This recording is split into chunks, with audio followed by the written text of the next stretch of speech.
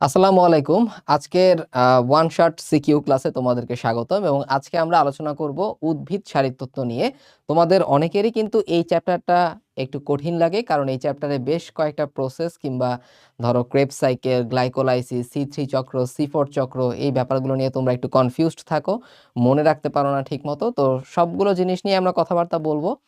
এই উদ্ভিদ সাহিত্যত চ্যাপ্টারটা থেকে বিগত বছরের বোর্ড প্রশ্নগুলো যদি তুমি অ্যানালাইসিস করো তাহলে দেখবা যে গ্লাইকোলাইসিস থেকে প্রশ্ন আসছে, সি3 সি4 চক্র থেকে প্রশ্ন আসছে, কখনো কখনো কিছু পার্থক্য পরীক্ষায় প্রশ্ন আসে, যেমন সালোক সংশ্লেষণ বনাম শোষণ, তারপরে হচ্ছে সক্রিয় শোষণ বনাম নিষ্ক্রিয় শোষণ, তারপরে ক্রেবস চক্র, তারপরে সি3 উদ্ভিদের সাথে সি3 চক্র কিংবা সি4 চক্রের মধ্যে পার্থক্য কি, সি3 এবং সি4 উদ্ভিদের মধ্যে পার্থক্য কি, তারপরে সবাত শোষণ আর অবাত শোষণের মধ্যে পার্থক্য কি। তবে মোস্ট ইম্পর্টেন্টলি যতগুলা প্রশ্ন আসছে, আমরা যদি একটু এটাকে ভাগ করার চেষ্টা করি যে কোন জায়গাগুলো থেকে আসলে আমাদের প্রশ্নটা বেশি আসতে পারে, তাহলে আমরা যেভাবে এটাকে আইডেন্টিফাই করতে পারি সেটা কিরকম দেখো, আমি একটু দাগিয়ে দিচ্ছি। যেমন গ্লাইকোলাইসিস টপিকটা খুবই গুরুত্বপূর্ণ, এটা একদম আমরা 3 স্টার বলতেই পারি এটাকে, ঠিক আছে, এটাকে আমরা একদম 3 স্টার বলতেই পারি। তারপরে হচ্ছে সি3 চক্র এবং সি4 চক্রের মধ্যে পার্থক্য এবং ডিটেইলসে, যদিও ডিটেইলসের কথা যদি আমি বলি তাহলে সি3 চক্রটা কম্পারেটিভলি একটু বেশি ইম্পর্টেন্ট সি4 চক্রের চাইতে, তারপরও আমরা দুইটা চক্রই আজকে দেখবো ইনশাল্লাহ। তারপরে সালোক সংশ্লেষণ এবং শোষণের মধ্যে পার্থক্য, এটা অনেকবার পরীক্ষায় আসছে, এটা 2 স্টার দিলাম। প্রোটন অ্যানায়ন কো ট্রান্সপোর্ট একবার পরীক্ষায় আসতে দেখা গেছে, এটা 1 স্টার বলতে পারি আমরা। সক্রিয় শোষণ আর নিষ্ক্রিয় শোষণের মধ্যে পার্থক্য, এই পার্থক্যগুলো 2 স্টারের মধ্যেই ঢুকে যাবে, কারণ নর্মালি যখন তোমরা দিবা তখন দেখবা সিকিউ আসলে কোন একটা প্রসেস হয়তোবা লিখতে বলে এবং কিছু পার্থক্য লিখতে বলে আর কি, যেমন 4 মার্কের প্রশ্ন হতে পারে, 3 মার্কের প্রশ্ন হতে পারে। আর প্রসেস হিসেবে গ্লাইকোলাইসিস আসতে পারে, সি3 চক্র আসতে পারে, ক্রেবস চক্র কিন্তু আসতে পারে। আচ্ছা, তারপরে ক্রেবস চক্র যদিও বেশিরভাগই এটা স্কিপ করে, এটা 2 স্টার, আসলে অনেকেই এটা স্কিপ করে চলে যায়, কারণ মনে রাখা একটু কঠিন। তারপর আমরা আজকে আলোচনা করব যাতে তোমার পরীক্ষায় যদি আসে তুমি যেন কনফিডেন্টলি অ্যান্সারটা করে আসতে পারো। তারপরে পত্রন্দ খোলা বন্ধ হওয়ার কৌশল মাঝে মধ্যে পরীক্ষায় আসছে, এটা আসলে স্টার দেওয়ার ইম্পর্টেন্ট না। সি3 উদ্ভিদের সাথে সি4 উদ্ভিদ, সি3 চক্র আর সি4 চক্রের মধ্যে যদি আমরা পার্থক্য বুঝে ফেলি তাহলে এটা অ্যান্সার করা খুবই সহজ। তারপরে পত্রন্দের গঠন টুকটাক মাঝে মধ্যে একবার পরীক্ষায় আসে এবং তোমরা সবাই আসলে এই প্রশ্নটা আসলে অ্যান্সার করতে পারবে আশা করি আমি। সবাত শোষণে 1 মোল গ্লুকোজ থেকে উৎপাদিত শক্তির হিসাব, এটা আমি একদম 3 স্টার দিলাম, এটা খুব কমনলি পরীক্ষায় আসে। তারপরে সবাত শোষণ আর অবাত শোষণের মধ্যে পার্থক্য, এটাও মাঝে মধ্যে পরীক্ষায় আসতে দেখা যায় 2 স্টার। তাহলে সিকিউ টপিক হিসেবে যেগুলো 3 স্টার দিলাম সেগুলো আগে তুমি শেষ করবা, তারপর 2 স্টার টপিকগুলো শেষ করবা।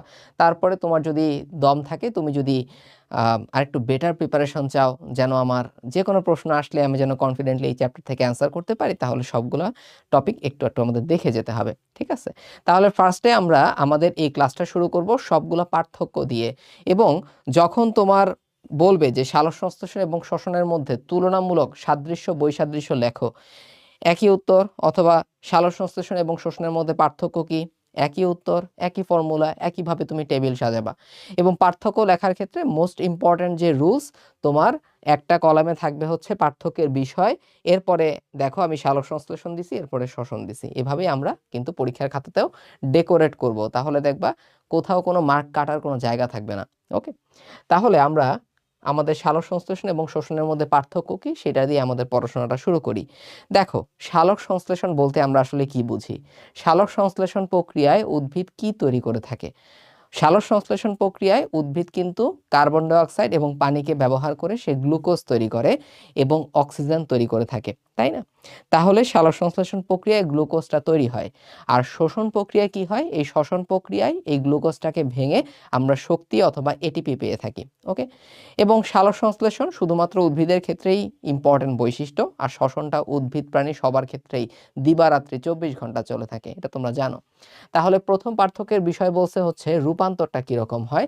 আমরা এখানে দিতে পারি যে সালোক সংশ্লেষণ প্রক্রিয়ায় সূর্যালোকের শক্তিটাকে ব্যবহার করে উদ্ভিদ গ্লুকোজ তৈরি করে, আর এই গ্লুকোজের মধ্যে শক্তি থাকে স্থিতি শক্তি হিসেবে। তাহলে আমরা এখানে লিখতে পারি যে আলোক শক্তি থেকে স্থিতিশক্তি, রাসায়নিক স্থিতিশক্তির রূপান্তর হয় বা তৈরি হয়। আর শ্বসন প্রক্রিয়ায় কি হয়, এই যে গ্লুকোজের মধ্যে যে স্থিতিশক্তি থাকে সেই স্থিতিশক্তিটা গতিশক্তিতে রূপান্তরিত হয়। গতিশক্তি মানে হচ্ছে এটিপি উৎপাদিত হচ্ছে। তাহলে সালোকসংশ্লেষণ প্রক্রিয়ায় আমাদের শক্তিটা হচ্ছে খরচ হয়। শক্তি কি হয়? শক্তি হচ্ছে খরচ হয়। আর শ্বসন প্রক্রিয়ায় আমরা বলতে পারি যে শক্তি কি হয় বা এটিপি কি হয়? এটিপি উৎপন্ন হয়। এটিপি উৎপন্ন হয়।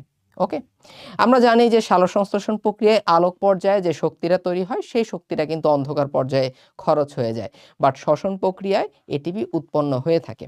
আচ্ছা, শেষ পর্যন্ত সালোকসংশ্লেষণটা হয়ে থাকে কোথায়? এটা উদ্ভিদে হবে এবং উদ্ভিদের যে জায়গায়, সেটা হতে পারে কচি কাণ্ড আর পাতায় তো হবেই, তাই না? সবুজ পাতা অথবা কচি কাণ্ডে যেখানেই আমার ক্লোরোপ্লাস্ট আছে সেখানে কিন্তু সালোকসংশ্লেষণটা হবে। যেখানে আমার ক্লোরোপ্লাস্ট আছে সেখানে কিন্তু কি হবে? সালোকসংশ্লেষণটা হবে।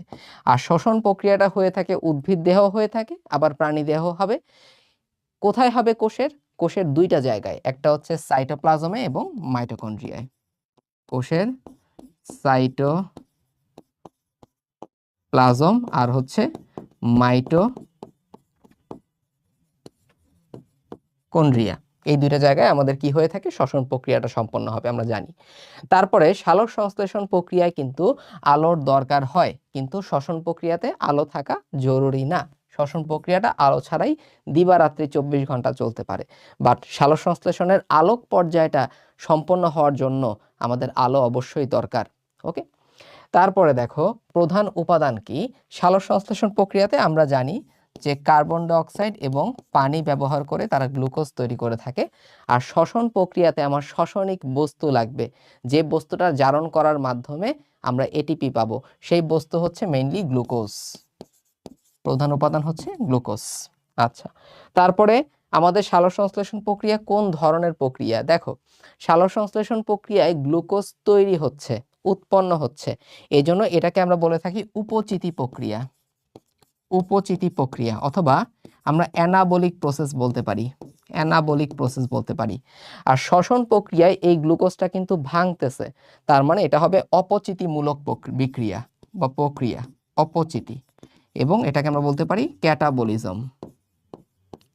ওকে, তাহলে সালোক সংশ্লেষণ প্রক্রিয়ায় যেহেতু গ্লুকোজ তৈরি হচ্ছে সেজন্য সেটা হচ্ছে অ্যানাবলিক প্রসেস, আর শ্বসন প্রক্রিয়াটা হবে ক্যাটাবলিজম বা ক্যাটাবলিক প্রসেস। অক্সিজেন এবং কার্বন ডাই অক্সাইডটা আমাদের সালোক সংশ্লেষণ প্রক্রিয়ায়, কার্বন ডাই অক্সাইডটা কি? কার্বন ডাই অক্সাইডটা হচ্ছে বিক্রিয়ক হিসেবে কাজ করে থাকে, বিক্রিয়ক হিসেবে কাজ করে থাকে। আর অক্সিজেনটা কি হয়? অক্সিজেনটা হচ্ছে উৎপন্ন হয়। অক্সিজেনটা কি হয়? অক্সিজেনটা উৎপন্ন হয়। আর শ্বসন প্রক্রিয়ার ক্ষেত্রে স্পেসিফিক্যালি আমরা যদি বলি সবাত শ্বসন প্রক্রিয়া, সেক্ষেত্রে আমরা কি দেখতে পাই? সেক্ষেত্রে আমরা দেখতে পাই যে অক্সিজেনটা খরচ হয় এবং কার্বন ডাই অক্সাইডে কি হয়? উৎপন্ন হয়। ওকে, তাহলে এই হচ্ছে আমাদের সালোক সংশ্লেষণ এবং শোষণ প্রক্রিয়ার মধ্যে পার্থক্য। তাহলে খুব সুন্দরভাবে তুমি যদি পার্থক্যর বিষয়গুলো মাথায় থাকে তোমার, তাহলে তুমি বেশ কয়েকটা পয়েন্ট কিন্তু পরীক্ষার খাতায় লিখে আসতে পারবা। এবং এভাবে সাজানো গোছানো তুমি যদি অ্যান্সার দাও, দেখবা তোমার মার্ক কাটতেছে না।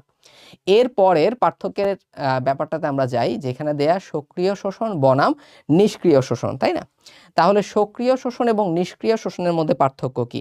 সক্রিয় কথাটা আমরা কখন বলে থাকি? যেই শোষণ প্রক্রিয়া বা অ্যাবজর্পশন প্রক্রিয়াতে আমাদের শক্তি অথবা এটিপি খরচ হয় সেটাকে আমরা বলে থাকি সক্রিয় শোষণ প্রক্রিয়া। আর যে প্রক্রিয়ায় এটিপি খরচ হয় না সেটাকে আমরা বলবো নিষ্ক্রিয় শোষণ প্রক্রিয়া। তাহলে সক্রিয় শোষণ প্রক্রিয়ায় বিপাকীয় শক্তি কি হয়? বিপাকীয় শক্তি হচ্ছে খরচ হবে। আর নিষ্ক্রিয় শোষণ প্রক্রিয়ায় বিপাকীয় শক্তি খরচ হয় না। ওকে, বিপাক বলতে আমরা কি বুঝি? যে কোনো ধরনের জৈব রাসায়নিক ক্রিয়া বিক্রিয়াকে আমরা কিন্তু বিপাক হিসেবে বা মেটাবলিজম হিসেবে চিনে থাকি। শ্বসন হার, যেহেতু সক্রিয় শোষণ প্রক্রিয়ায় আমার এটিপি খরচ হতে হবে, তার মানে আমার শ্বসন বাড়তে হবে, আমার বেশি এটিপি উৎপন্ন করতে হবে, তাহলে সেই এটিপি আমি খরচ করতে পারবো। এই জন্য শ্বসন হার বেড়ে যায় সক্রিয় শোষণের ক্ষেত্রে। অন্যদিকে নিষ্ক্রিয় শোষণের ক্ষেত্রে আমাদের শ্বসন হারটা কিন্তু বাড়ে না। নিষ্ক্রিয় শোষণের ক্ষেত্রে আমাদের শ্বসন হার বাড়ার অথবা এটিপি আলাদা করে উৎপাদন করার প্রয়োজন হয় না। 3 নাম্বার হচ্ছে ক্যাটায়ন অ্যানায়ন। সক্রিয় শোষণের ক্ষেত্রে যে মতবাদ আছে, সবচেয়ে আধুনিক মতবাদ হচ্ছে প্রোটন অ্যানায়ন কো ট্রান্সপোর্ট। এই যে কো ট্রান্সপোর্ট মানে কি? কো মানে হচ্ছে একই সাথে, যেহেতু একই সাথে প্রোটন এবং প্রোটন বা ক্যাটায়ন এবং অ্যানায়ন একই সাথে শোষিত হয়, এজন্য এই সক্রিয় শোষণ প্রক্রিয়াতে বলা হয় কি, কো ট্রান্সপোর্ট বলা হয়।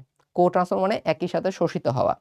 তাহলে আমরা বলবো কি, এখানে একই সাথে শোষিত হয়, ক্যাটায়ন অ্যানায়ন কি হয়, একই সাথে অ্যাবজর্বড হয়, একই সাথে অ্যাবজর্বড হবে। অন্যদিকে আমাদের নিষ্ক্রিয় শোষণ প্রক্রিয়াতে কিন্তু ক্যাটায়ন এবং অ্যানায়ন একই সাথে শোষিত হতে পারে না অথবা অ্যাবজর্বড হতে পারে না। এবার আসি বাহক। বাহক হিসেবে নরমালি প্রোটিন মলিকিউলই ভূমিকা পালন করে থাকে। সক্রিয় শোষণের ক্ষেত্রে আমাদের বাহকের প্রয়োজন হয়, কিন্তু নিষ্ক্রিয় শোষণের ক্ষেত্রে আমাদের বাহকের তেমন একটা প্রয়োজন পড়ে না। সক্রিয় শোষণের ক্ষেত্রে এনজাইমের ভূমিকা অনেক বেশি, এনজাইম না থাকলে সক্রিয় শোষণটা হতে পারে না। অন্যদিকে নিষ্ক্রিয় শোষণের ক্ষেত্রে আমাদের এনজাইমের তেমন কোনো গুরুত্বপূর্ণ ভূমিকা নেই। এই কয়েকটা পয়েন্ট লিখলেই তোমার সক্রিয় শোষণ এবং নিষ্ক্রিয় শোষণের মধ্যে যে পার্থক্যগুলো, এটা সুন্দর মতো তুমি লিখে ফেললা। ওকে, থার্ড যেই প্রশ্নটা দেখো, C3 চক্র এবং C4 চক্রের মধ্যে পার্থক্য। তোমরা জানো যে আমাদের সালোক সংশ্লেষণের দুইটা পর্যায়, আলোক পর্যায় আর হচ্ছে অন্ধকার পর্যায়। তো এই অন্ধকার পর্যায়টাই হচ্ছে আসলে মেইন, কারণ এই অন্ধকার পর্যায়ে কিন্তু গ্লুকোজ তৈরি হয়, তাই না? তো এই অন্ধকার পর্যায়কে আমরা দুইটা ভাগে ভাগ করি। কিছু উদ্ভিদের ক্ষেত্রে, যেমন ধরো আম, জাম, কাঁঠাল, তাদের ক্ষেত্রে হয় C3 চক্র। আর কিছু উদ্ভিদ যেমন ভুট্টা, মুথা ঘাস, ইক্ষু, এদের ক্ষেত্রে হয় C4 চক্র। তো এই C3 এবং C4 চক্রের মধ্যে পার্থক্য কি আমরা একটু দেখি। প্রথমে বলছে C3 চক্র কোথায় হয়। C3 চক্র হয়ে থাকে, ক্লোরোপ্লাস্ট সমৃদ্ধ দুই ধরনের কোষ আছে, একটা হচ্ছে মেসোফিল আর একটা হচ্ছে বান্ডেল সিথ। তো C3 চক্রের ক্ষেত্রে এখানে শুধুমাত্র এই ধরনের উদ্ভিদে দেখা যায় যে মেসোফিল কোষই আমরা দেখতে পাই, মেসোফিল ক্লোরোপ্লাস্ট, মেসোফিল সমৃদ্ধ ক্লোরোপ্লাস্ট বা মেথোফিল কোষ, ঠিক আছে, আমরা এটা বলতে পারি ক্লোরোপ্লাস্ট। অন্যদিকে C4 চক্র হওয়ার জন্য আমরা দুই ধরনের ক্লোরোপ্লাস্টই কিন্তু লাগবে, আমার মেসোফিলের ক্ষেত্রেও লাগবে, আবার বান্ডেল সিথের ক্লোরোপ্লাস্টও লাগবে। তাহলে মেসোফিলও লাগবে, বান্ডেল সিথ কোষও লাগবে। এটা হচ্ছে আমাদের প্রথম পার্থক্য স্থান। তারপরে বলছে ফটো রেসপিরেশন। C3 চক্রের ক্ষেত্রে আমাদের ফটো রেসপিরেশন হয় না, C4 চক্রের ক্ষেত্রে আমাদের কি হয়, আমাদের ফটো রেসপিরেশন হয়ে থাকে। C3 চক্রের ক্ষেত্রে কার্বন ডাই অক্সাইড গ্রহীতাকে, C3 চক্রের ক্ষেত্রে কার্বন ডাই অক্সাইড গ্রহীতা আমরা সংক্ষেপে বলে থাকি RUBP। RUBP মানে কি রে? RUBP মানে হচ্ছে রাইবুলোজ 1,5 বিসফসফেট, রাইবুলোজ 1,5 বিসফসফেট, ঠিক আছে। আর C4 চক্রের ক্ষেত্রে এখানে কার্বন ডাই অক্সাইড গ্রহীতা হিসেবে কাজ করে কে, PEP, পেপ। পেপ মানে কি? পেপ মানে হচ্ছে phosphoenol pyruvic acid, PEP, phosphoenol pyruvic acid, এটা হচ্ছে আমাদের কার্বন ডাই অক্সাইড গ্রহীতা। তারপরে দেখো carbon dioxide fixing enzyme কোনটা। C3 চক্রের ক্ষেত্রে carbon dioxide fixing enzyme হিসেবে রুবিস্কো কাজ করে, রুবিস্কো, এবং এজন্য রুবিস্কোকে বলা হয় পৃথিবীর সবচাইতে গুরুত্বপূর্ণ এনজাইম হচ্ছে রুবিস্কো। অন্যদিকে আমাদের C4 চক্রের ক্ষেত্রে কোন এনজাইমটা এখানে কাজ করবে, এখানে ফসফোইনল পাইরুভিক অ্যাসিড কার্বক্সিলেজ।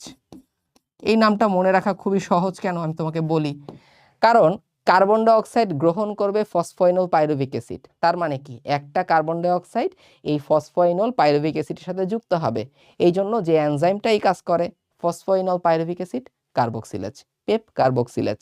ওকে, সহজ। এরপরে আসা হচ্ছে স্থায়ী দ্রব্য। C3 চক্রের ক্ষেত্রে আমাদের প্রথম যেই স্থায়ী দ্রব্য সেটা হচ্ছে 3PGA। 3PGA মানে কি? 3 পিতে হচ্ছে ফসফো, জিতে হচ্ছে গ্লিসারিক, ফসফোগ্লিসারিক, আর এতে হচ্ছে আমাদের অ্যাসিড। 3PGA মানে হচ্ছে 3 ফসফোগ্লিসারিক অ্যাসিড, ক্লিয়ার। আর C4 চক্রের ক্ষেত্রে আমাদের প্রথম স্থায়ী দ্রব্য কোনটা? ওয়া মানে কি? ওয়া মানে হচ্ছে oxalo acetic acid, oxalo acetic acid, oxalo acetic acid. Okay, তারপরে আসা হচ্ছে কার্বক্সিলেজ। দেখো কার্বক্সিলেজ এনজাইমটা তুমি দেখতে পাচ্ছ C4 চক্রে, তার মানে কার্বক্সিলেজ এনজাইমের কার্যকারিতা কোথায় বেশি?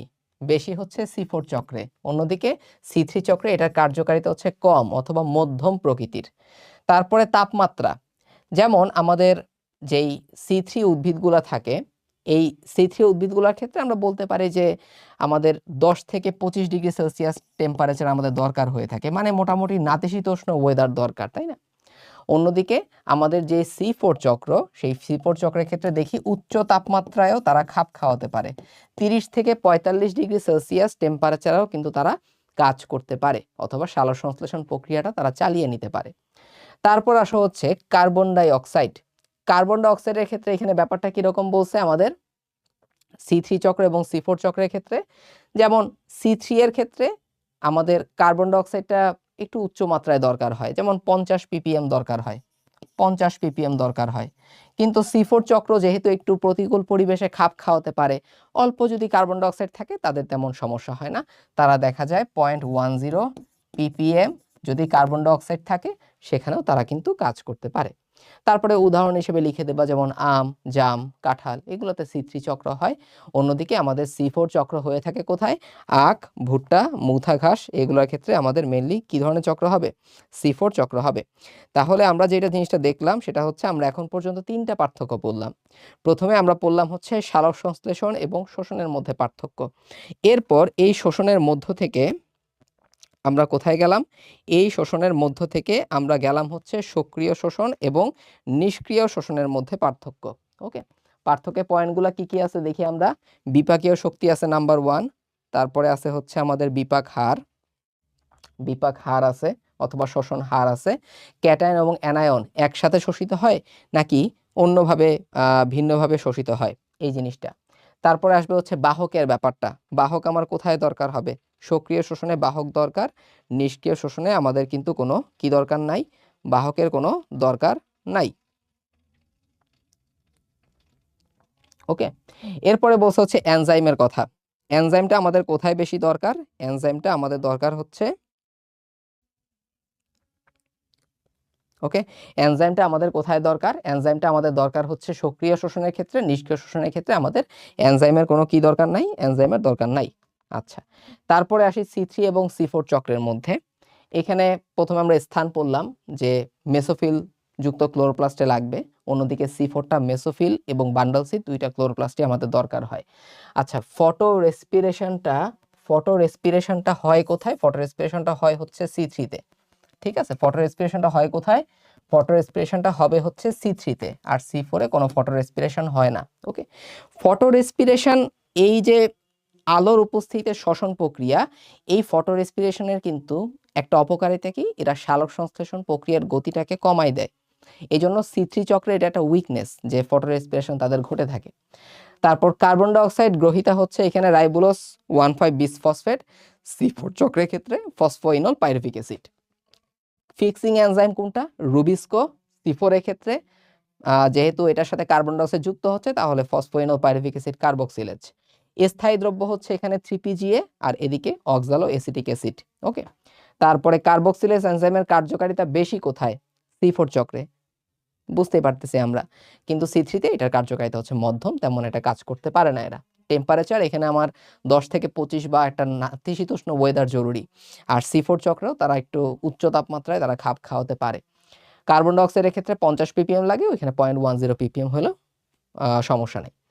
এরপরে আমাদের একটা পার্থক্য পড়তে হবে, সেটা হচ্ছে সবাত শোষণ এবং অবাত শোষণের মধ্যে পার্থক্য একটু আমরা খেয়াল করি। সবাত শোষণের ক্ষেত্রে আমরা জানি যে এখানে অক্সিজেনের উপস্থিতিতে জারণ প্রক্রিয়াটা হয়, তাই না? বায়ুর উপস্থিতিতে বা অক্সিজেনের উপস্থিতিতে জারণ প্রক্রিয়াটা হবে, কিন্তু অবাত শোষণে কিন্তু অক্সিজেনের অনুপস্থিতিতে জারণ প্রক্রিয়াটা হয়। ওকে, অক্সিজেনের অনুপস্থিতিতে জারণ প্রক্রিয়াটা হয়ে থাকে। তারপরে আসি হচ্ছে আমাদের পাইরুভিক অ্যাসিডের জারণ প্রক্রিয়া। আমরা জানি যে শ্বসনের সর্বপ্রথম ধাপ হচ্ছে গ্লাইকোলাইসিস। তাহলে এই গ্লাইকোলাইসিস প্রক্রিয়ায় পাইরুভিক অ্যাসিড তৈরি হয়। সেই পাইরুভিক অ্যাসিডের জারণ কোথায় বেশি হয়? সবাত শোষণে পাইরুভিক অ্যাসিডের জারণটা সম্পূর্ণ ঘটে, এটাকে আমরা বলবো হচ্ছে সম্পূর্ণ জারণ, এবং এর জন্য আমরা এখান থেকে 36 অণু এটিপি পেয়ে থাকি। আবুল হাসান স্যারের বইতে কিন্তু আগে 38 এটিপি দেয়া ছিল, বর্তমানে 36 এটিপি করে দেওয়া হয়েছে। কারণ কি? কারণ এটা আমরা বলবো সবাত শোষণের যখন 1 মোল গ্লুকোজ থেকে কি পরিমাণ শক্তি আমরা পাই সেটা যখন আমরা পড়বো সেখানে আমরা এই জিনিসটা সম্পর্কে কিন্তু আলোচনা করব। ওকে, অন্যদিকে আমাদের অবাত শোষণের ক্ষেত্রে পাইরুভিক অ্যাসিডের কোন ধরনের জারণ হয়ে থাকে? পাইরুভিক অ্যাসিডের হয়ে থাকে অসম্পূর্ণ জারণ, অসম্পূর্ণ জারণ, এবং মাত্র আমরা 2টা এটিপি পেয়ে থাকি এখানে। 36টা এটিপির তো কোনো প্রশ্নই আসে না। তারপরে কি আছে? তারপরে দেখি হচ্ছে কার্বন ডাই অক্সাইড। যেমন সবাত শোষণের ক্ষেত্রে কার্বন ডাই অক্সাইডটা বেশি পরিমাণে উৎপন্ন হয়। কার্বন ডাই অক্সাইডটা এখানে কি হবে? কার্বন ডাই অক্সাইডটা এখানে হচ্ছে বেশি পরিমাণে উৎপন্ন হবে। অন্যদিকে আমাদের অবাত শোষণের ক্ষেত্রে কার্বন ডাই অক্সাইডটা আমরা জানি যে কম পরিমাণে উৎপন্ন হয়ে থাকে। এবার যদি পানির ক্ষেত্রে আসি, আমাদের সবাত শোষণে প্রায় 12 অণুর মতো পানি কিন্তু তৈরি হয়। তার মানে এখানে পানি তৈরি হয়, কিন্তু অবাত শোষণে কোনো পানি তৈরি হয় না। ওকে, অ্যালকোহল এবং ল্যাকটিক অ্যাসিড, এই অ্যালকোহল এবং ল্যাকটিক অ্যাসিড এটা কিন্তু আমরা সবাত শোষণে পাবো না, এটা আমরা পেয়ে থাকি হচ্ছে অবাত শোষণের ক্ষেত্রে। ওকে, এরপরে যদি আমরা খেয়াল করি এটিপি এর কথা, আমরা আগেই পড়ে আসছি যে আমাদের সবাত শোষণের ক্ষেত্রে 36 অণু এটিপি তৈরি হয়, অন্যদিকে অবাত শোষণের ক্ষেত্রে মাত্র 20 কিলো ক্যালোরি অথবা 2 এটিপি শক্তি আমরা পেয়ে থাকি। এরপরে এসে হচ্ছে স্থান। এই যে সবাত শোষণ, এই সবাত শোষণের গ্লাইকোলাইসিস হয়ে থাকে সাইটোপ্লাজমে, এর বাদে বাকি সবগুলাই কিন্তু মাইটোকন্ড্রিয়ার মধ্যে হবে। তাহলে সবাত শোষণ হয়ে থাকে কোথায়? সাইটোপ্লাজম, সাথে হচ্ছে মাইটোকন্ড্রিয়া, মাইটোকন্ড্রিয়া। আর অবাত শোষণ কাদের ক্ষেত্রে বেশি হয়? অবাত শোষণ হয় বেশিরভাগ ক্ষেত্রে প্রোক্যারিওটিক আদিকোষী অণুজীব যেগুলো আছে, তারপরে হচ্ছে কিছু নিম্ন শ্রেণীর উদ্ভিদের ক্ষেত্রে আমরা দেখতে পারি, ছত্রাকের ক্ষেত্রে কিছু পরিমাণে দেখা যেতে পারে, তারপরে হচ্ছে বীজের মধ্যে অনেক সময় দেখা যায়। ওকে, তার মানে বেশিরভাগ ক্ষেত্রে যদি আমরা আদিকোষী অণুজীবের কথা চিন্তা করি তাদের তো মাইটোকন্ড্রিয়া থাকেই না, এই জন্য তাদের অবাত শোষণ প্রক্রিয়াটা কোথায় হয়? তাদের অবাত শোষণ প্রক্রিয়াটা হয়ে থাকে মাইটোকন্ড্রিয়া তো থাকবেই না, সাইটোপ্লাজমে হয়ে থাকে। কোথায় হয়? সাইটোপ্লাজমে হয়ে থাকে। ওকে, অবাত শোষণ প্রক্রিয়ার জন্য আমাদের মাইটোকন্ড্রিয়া দরকার হয় না, আমাদের সাইটোপ্লাজমের মধ্যেই অবাত শোষণ প্রক্রিয়াটা হতে পারে। তাহলে এই পার্থক্যগুলা আমাদের মেইনলি লাগবে। ওকে, এরপরে আমরা যেটা পড়বো সেটা হচ্ছে এখন প্রসেসগুলো দেখা আমরা শুরু করব। এই প্রসেসগুলো আমরা গ্লাইকোলাইসিস থেকে একদম শুরু করব, তারপরে হচ্ছে আমরা সাথে ক্রেবস চক্র, C3 চক্র, C4 চক্র সবগুলোই আমরা একসাথে পড়াশোনা করব। চলো তাহলে প্রথমে আমরা কোনটা নিয়ে পড়াশোনা করব? প্রথমে আমরা শুরু করব হচ্ছে গ্লাইকোলাইসিস নিয়ে। প্রথমে আমরা গ্লাইকোলাইসিস নিয়ে পড়াশোনা শুরু করি, কারণ কি গ্লাইকোলাইসিসটাই সবচেয়ে বেশি গুরুত্বপূর্ণ। এই গ্লাইকোলাইসিসটাই হচ্ছে 3 স্টার একদম। গ্লাইকো কথার মানে কি? গ্লাইকো কথার মানে গ্লুকোজ, আর লাইসিস কথার মানে হচ্ছে ভেঙে ফেলা। আমরা এখন একটা গ্লুকোজকে ভাঙবো, তারপরে দেখবো এটা কোথায় যায়। এবং এই গ্লাইকোলাইসিস সম্পর্কে কয়েকটা কথা যদি আমরা জানতে চাই, এই গ্লাইকোলাইসিস প্রক্রিয়ায় আমাদের বিক্রিয়ক হচ্ছে কোনটা? গ্লুকোজ, এবং এটা আমাদের সাইটোপ্লাজমেই সম্পন্ন হবে। এই যে গ্লুকোজটা, এই গ্লুকোজটা পাইরুভিক অ্যাসিডে রূপান্তরিত হবে, পরবর্তীতে পাইরুভিক অ্যাসিডের জারণ হবে। আচ্ছা, তাহলে আমাদের এই গ্লাইকোলাইসিসটা শুরু করতে হয় কোত্থেকে? এই গ্লাইকোলাইসিসটা কিন্তু সবাত শোষণেও হয়, অবাত শোষণেও হয়ে থাকে। এই জন্য এটাকে শোষণের সাধারণ গতিপথ বলা হয়ে থাকে অনেক সময়। অনেক সময় EMP, Embden Meyerhof Parnas pathway বলা হয়ে থাকে। যেহেতু সাইটোপ্লাজমে হয় এই জন্য সাইটোপ্লাজমিক শোষণও বলা হয়ে থাকে। ওকে, তাহলে এই গ্লাইকোলাইসিসটা আমাদের শুরু হবে কোথায়? আমাদের শুরু হবে হচ্ছে গ্লুকোজ থেকে। গ্লুকোজ থেকে, গ্লুকোজ থেকে শুরু হলো। তোমার প্রথম কাজ হচ্ছে, তোমার প্রথম কাজ কি? তোমার প্রথম কাজ হচ্ছে তুমি সবগুলা বিক্রিয়া আগে লেখো।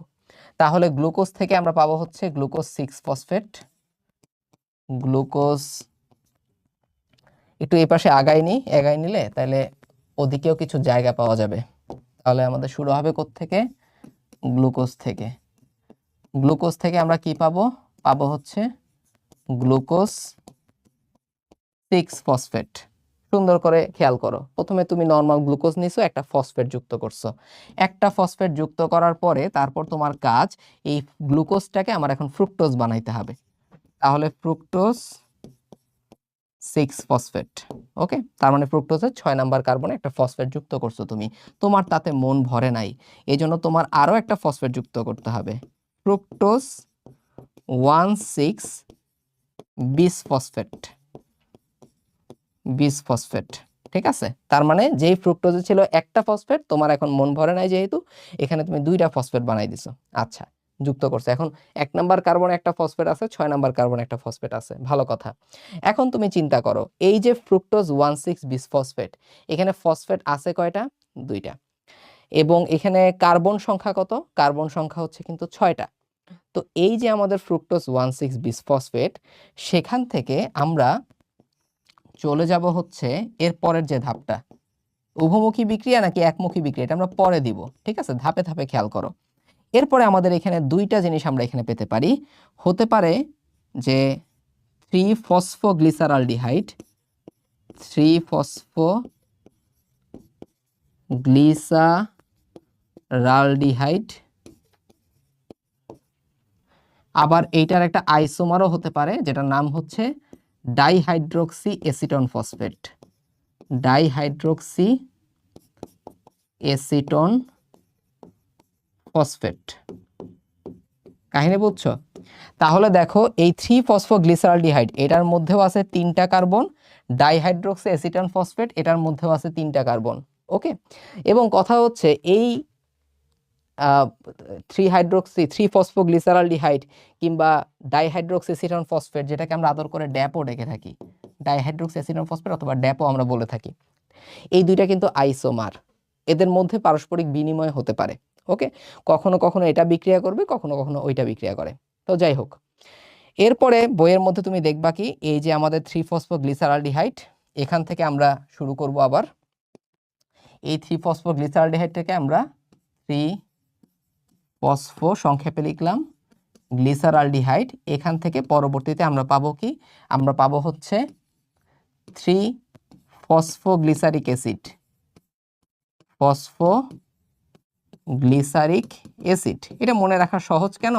কারণ তুমি অ্যালডিহাইড বানাইছো, এখন এই অ্যালডিহাইডের তুমি জারণ করবা, জারণ করলে তুমি অ্যাসিড পেয়ে যাবা, 3 ফসফোগ্লিসারিক অ্যাসিড। কিন্তু ওই যে তোমার তো একটা ফসফেট দেখলে মন ভরে না, এই জন্য তোমার কি করতে হবে? সরি, জারণ যখন আমরা করব, জারণ করলে আমরা কি পাবো? জারণ করলে আমরা 1,3 বিসফসফোগ্লিসারিক অ্যাসিড পাবো। কি পাবো? 1,3 বিসফসফোগ্লিসারিক অ্যাসিড পাবো। ওকে, যখনই আমি 2টা ফসফেট দেখব আমার একটা ফসফেট সরাই নিতে হবে। তাহলে 1,3 বিসফসফোগ্লিসারিক অ্যাসিড থেকে আমি পাবো হচ্ছে 3 ফসফোগ্লিসারিক অ্যাসিড, 3 ফসফোগ্লিসারিক অ্যাসিড। ওকে, 3 ফসফোগ্লিসারিক অ্যাসিড থেকে আমরা পাবো হচ্ছে 2 ফসফোগ্লিসারিক অ্যাসিড, 2 ফসফোগ্লিসারিক অ্যাসিড। খেয়াল করছো? তাহলে একটা ফসফেট সরাই নিলাম। এরপরে এই ফসফেটটা কি করলাম? 3 নাম্বার কার্বনে যে ফসফেটটা ছিল সেটাকে 2 নাম্বার কার্বনে নিয়ে আসলাম। সহজ কথা, আমরা এখনো ফসফোগ্লিসারিক অ্যাসিডের মধ্যেই কিন্তু এখনো আছি। তারপরে 2 ফসফোগ্লিসারিক অ্যাসিড থেকে আমরা পাবো কি? আমরা পাবো হচ্ছে phosphoenol pyruvic acid, ফসফোইনল pyruvic acid, pyruvic acid. এবং সেই ফসফোইনল পাইরুভিক অ্যাসিড থেকে আমরা পাবো হচ্ছে আমাদের কাঙ্ক্ষিত যেই উৎপাদটা, সেটা হচ্ছে পাইরুভিক অ্যাসিড। ক্লিয়ার? যাই হোক, বাংলা ইংলিশ মিলাই ফেলছি অবশ্য, লাস্টের দিকে বাংলা লিখে ফেলছি, হোয়াট এভার। তাহলে আমরা কি পাইলাম? প্রথমে তুমি নামগুলা পড়লা, তাহলে আমরা কিভাবে মনে রাখবো এটা? আমাদের গ্লাইকোলাইসিস শুরু হবে গ্লুকোজ দিয়ে, গ্লুকোজের সাথে আমি একটা ফসফেট লাগাই দিব, গ্লুকোজ 6 ফসফেট, সেটাকে আমি এটার আইসোমার বানাইলাম ফ্রুক্টোজ 6 ফসফেট, সেখান থেকে ফ্রুক্টোজ 1,6 বিসফসফেট, যেহেতু মন ভরতেছে না একটা ফসফেট আবার দিয়ে দিলাম।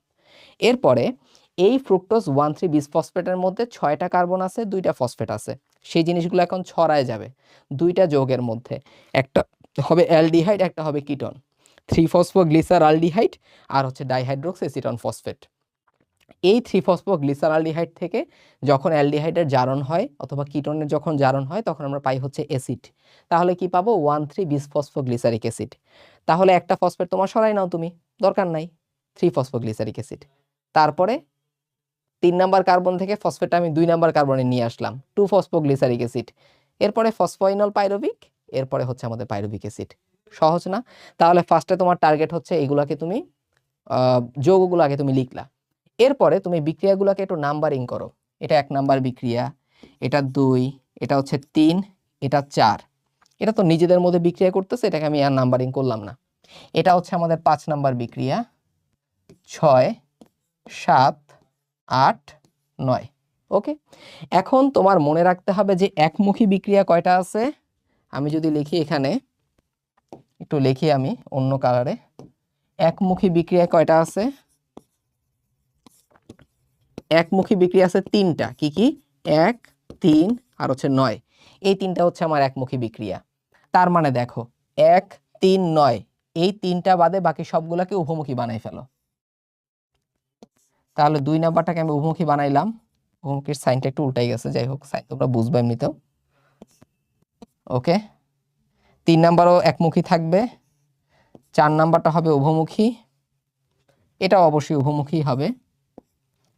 তারপরে 5 নাম্বারটাও হবে উভমুখী, 6 নাম্বারটা উভমুখী, 7 নাম্বারটা উভমুখী, 8 নাম্বারটা উভমুখী। শুধুমাত্র 1, 3, 9 এই 3টা হচ্ছে আমার একমুখী বিক্রিয়া। 1, 3, 9 এই 3টা হচ্ছে আমার কি বিক্রিয়া? একমুখী বিক্রিয়া। আচ্ছা, এরপরে তোমার শক্তির হিসাবগুলো তোমাকে আমি দেখাই যে শক্তি কোথায় কোথায়, কারণ তুমি অনেক সময় তোমরা ভুল করো কি, কোথায় শক্তি উৎপন্ন হয় কোথায় শক্তি খরচ হয় মনে রাখতে পারো না। তো এখানে একটাই ট্রিক্স মনে রাখবা, আমি এখানে 3-এর গুণিতক লিখব। 1, 3, 3 দুগুণে 6, 3 তিরিকে 9। ঠিক আছে, কি লিখলাম? 1, 3, 6, 9। এখন এই যে 1, 3, 6, 9 এখানে কি হচ্ছে আসলে খেয়াল করো, 1 নাম্বার এবং 3 নাম্বার এই বিক্রিয়াতে এটিপি খরচ হবে। তাহলে তোমার একটা অ্যাডেনোসিন ডাইফসফেট থেকে, সরি অ্যাডেনোসিন ট্রাইফসফেট থেকে তুমি অ্যাডেনোসিন ডাইফসফেট পাবা। কারণ আমি তোমাকে বুঝাই, এই অ্যাডেনোসিন ট্রাইফসফেট বা এটিপির মধ্যে থাকে 3টা ফসফেট, এর মধ্যে একটা ফসফেট তুমি গ্লুকোজকে দিয়ে দিছো, যার জন্য তার ফসফেট হয়ে গেল 2টা অ্যাডেনোসিন ডাইফসফেট। বুঝতে পারলাম? তাহলে 1 নাম্বার আর 3 নাম্বার বিক্রিয়ায় এটিপি খরচ হবে। তাহলে 3 নাম্বার বিক্রিয়াতেও সেম একদম, এটিপি থেকে আমার কি তৈরি হবে? এডিপি তৈরি হবে। ওকে, তাহলে আমি কি বললাম? 1 আর 3-এ এটিপি খরচ হয়। এটিপি কি হয়? এটিপি হচ্ছে খরচ হয়। আচ্ছা, এরপরে 6 আর 9-তে তোমার এটিপি উৎপন্ন হবে। ওকে, 6 আর 9-তে কি হবে? এটিপি উৎপন্ন হবে। তাহলে একটা অ্যাডেনোসিন ডাইফসফেট থেকে এখন তুমি অ্যাডেনোসিন ট্রাইফসফেট পাবা। 9 নাম্বারেও সেম, তোমার একটা অ্যাডেনোসিন ডাইফসফেট থেকে তুমি অ্যাডেনোসিন ট্রাইফসফেট পাবা। বুঝতে পারলাম? ঠিক আছে। আচ্ছা, আর কি হবে? এই 5 নাম্বারে একটা জিনিস হবে, 5 নাম্বারে তোমার NADH2 তৈরি হবে। 5 নাম্বারে কি তৈরি হবে? আমার NADH2। তাহলে একটা NAD থেকে আমার তৈরি হবে NADH2। আমরা জানি যে যখন ইলেকট্রন ট্রান্সপোর্ট সিস্টেমে এই NADH2 অথবা FADH2 যায়, একটা NADH2 থেকে 3টা এটিপি পাওয়া যায়, আর একটা FADH2 থেকে আমরা কয়টা এটিপি পাবো? আমরা পেয়ে থাকি হচ্ছে 2টা এটিপি পেয়ে থাকি। তাহলে এই হচ্ছে তোমার শক্তির হিসাবটা তুমি করে ফেললা। তাহলে আমি লিখলাম 1, 3, 6, 9 সব 3-এর গুণিতক। খেয়াল করছো? 1 আর 3-এ এটিপি খরচ হয়, 6 আর 9-তে এটিপি তৈরি হয়, আর 5 নাম্বারে 6-এর আগে কি আছে? 5। 5-এ কি হবে? 5-এ NADH2 তৈরি হবে। শেষ, খুব সহজ। ওকে, এখন খেয়াল করি আমরা, এখন জিনিসটা কি হয়? জিনিসটা হয় পরীক্ষায় আসে যে গ্লাইকোলাইসিসের সময় তুমি কি পরিমাণে শক্তি পাও। ওকে, তাহলে এখন খেয়াল করো, এই যে 3-ফসফোগ্লিসারালডিহাইড থেকে তুমি দেখো এখানে আমরা 2 অণু এটিপি পাইছি। সো যখন একই সাথে ডাইহাইড্রোক্সি অ্যাসিটন ফসফেটও কাজ করবে তখন দ্বিগুণ এটিপি তৈরি হবে। তাহলে টোটাল গ্লাইকোলাইসিসে আমি পাইলাম হচ্ছে 4 অণু এটিপি, আর এখানে 2 অণু এটিপি খরচ হয়েছে 1 নাম্বার আর 3 নাম্বারে। তাহলে 2 অণু এটিপি যদি বিয়োগ দিই, টোটাল এটিপি আসে কয়টা? এটিপি আসে হচ্ছে 2টা। এবার আসো, NADH2 কয়টা উৎপন্ন হয়? শুধুমাত্র 3-ফসফোগ্লিসারালডিহাইড থেকে আমি একটা NADH2 পাই, কিন্তু ডাইহাইড্রোক্সি অ্যাসিটন ফসফেট সেও তো বিক্রিয়ায় অংশগ্রহণ করবে, তখন আমরা দ্বিগুণ পাবো, অর্থাৎ 2টা টোটাল NADH2 পাবো। 2টা টোটাল NADH2 পাবো। ক্লিয়ার? কারণ আমি তো বিক্রিয়া অথবা বিক্রিয়াটা শুধুমাত্র ফসফোগ্লিসারালডিহাইড থেকে দেখাইছি, বিক্রিয়াটা কিন্তু আমার ডাইহাইড্রোক্সি অ্যাসিটন ফসফেটও মানে সাইমultaneously করতে থাকে। ক্লিয়ার জিনিসটা? বুঝতে পারছি? তাহলে এই হচ্ছে আমাদের গ্লাইকোলাইসিসের শক্তির হিসাব। এবার আমি তোমাদের শিখাবো হচ্ছে এনজাইমগুলা। তাহলে চলো এনজাইমগুলো আমরা এখন শিখি। এনজাইমগুলো শেখার জন্য আমার মনে হয় সবুজ কালিতে প্রবলেম হবে না, দেখা যাবে। গুড। তাহলে গ্লুকোজ থেকে গ্লুকোজ 6 ফসফেট, আজকে থেকে মনে রাখবা যেখানেই তোমার ফসফেট সংক্রান্ত ব্যাপার স্যাপার সেইখানেই তোমার কাইনেজ এনজাইম ব্যবহৃত হবে। কি এনজাইম? Kinase enzyme. তাহলে দেখো, গ্লুকোজ হচ্ছে একটা হেক্সোজ, মানে এটার 6টা কার্বন আছে। ওকে, তাহলে গ্লুকোজ থেকে গ্লুকোজ 6 ফসফেটে আমার কোন এনজাইম কাজ করবে? হেক্সোকাইনেজ এনজাইম কাজ করবে। হেক্সোকাইনেজ এনজাইম কাজ করবে। আচ্ছা, এরপরে এই যে আমাদের গ্লুকোজ 6 ফসফেট থেকে ফ্রুক্টোজ 6 ফসফেট, এখানে তোমার বিক্রিয়ক কি? ফসফোগ্লুকো, তাই না? গ্লুকোজের সাথে একটা ফসফেট আছে, আর সেখান থেকে তার আইসোমার আমরা তৈরি করতেছি। তাহলে এনজাইমের নাম কি হবে? ফসফোগ্লুকো আইসোমারেজ। ফসফোগ্লুকো আইসোমারেজ, ঠিক আছে। আচ্ছা, এবার আসো, তোমার ফ্রুক্টোজ 6 ফসফেট এখন বিক্রিয়ক, তাহলে এখন সেটার সাথে তুমি একটা ফসফেট যুক্ত করছো, তাহলে কাইনেজ আসবে। তাহলে কি হবে? ফসফোফ্রুক্টোকাইনেজ। তাহলে এখানে আমাদের কোন এনজাইম? ফসফোফ্রুক্টোকাইনেজ। আচ্ছা, শেষ। এরপরে দেখো, ফ্রুক্টোজ 1,6-বিসফসফেট, 6টা কার্বন 2টা ফসফেট, তুমি অ্যালডিহাইড বানাবা, কিটোন বানাবা, তাহলে এখানে কোন এনজাইম? অ্যালডোলেজ এনজাইম।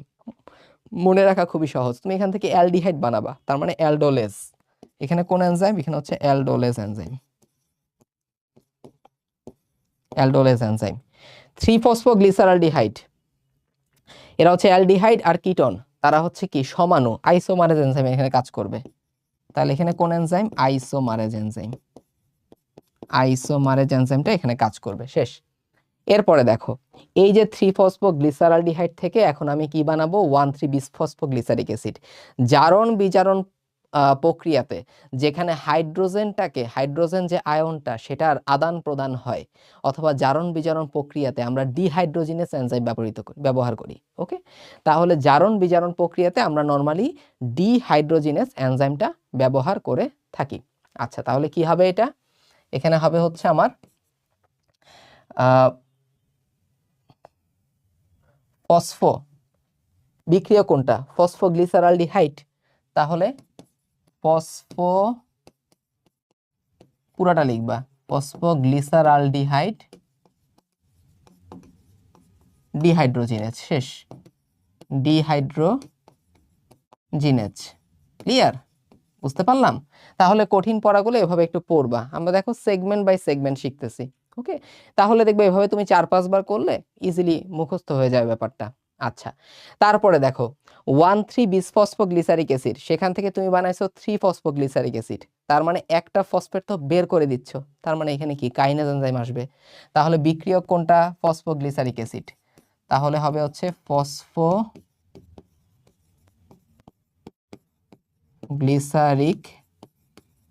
Acid kinase. শেষ, কাইনেজ। ওকে, 3 নাম্বার কার্বনে যে ফসফেটটা ছিল সেটাকে তুমি 2 নাম্বার কার্বনে নিয়ে আসলে, অনেকটা মিউটেশনের মতো, তাই না? এজন্য এখানে আমরা ফসফোগ্লিসারোমিউটেজ, কি হবে? ফসফোগ্লিসারোমিউটেজ। শেষ। 2-ফসফোগ্লিসারিক অ্যাসিড থেকে ফসফোইনল পাইরুভিক অ্যাসিড, শুধুমাত্র এই একটা জায়গায় আমাদের নামটা মনে রাখতে হয়, বাকিগুলো কিন্তু আমরা লজিক বাই লজিক মনে রাখছি। তাহলে দেখো ফসফোইনল বলছে না, তাহলে মনে রাখবা ইনলেস এনজাইম। আচ্ছা, আর লাস্টে তুমি পাইরুভিক অ্যাসিড তৈরি করছো, একটা ফসফেটকে বাদ দিয়ে দিছো, তাহলে পাইরুভিক অ্যাসিড কাইনেজ। লাস্টে হবে কোনটা? Pyruvic acid kinase. বুঝতে পারলা? বুঝতে পারলে একটু কমেন্ট করো, ঠিক আছে? বুঝতে পারলে একটু কমেন্ট সেকশনে জানাও যে ভাইয়া বুঝতে পারছি। ওকে, ডান।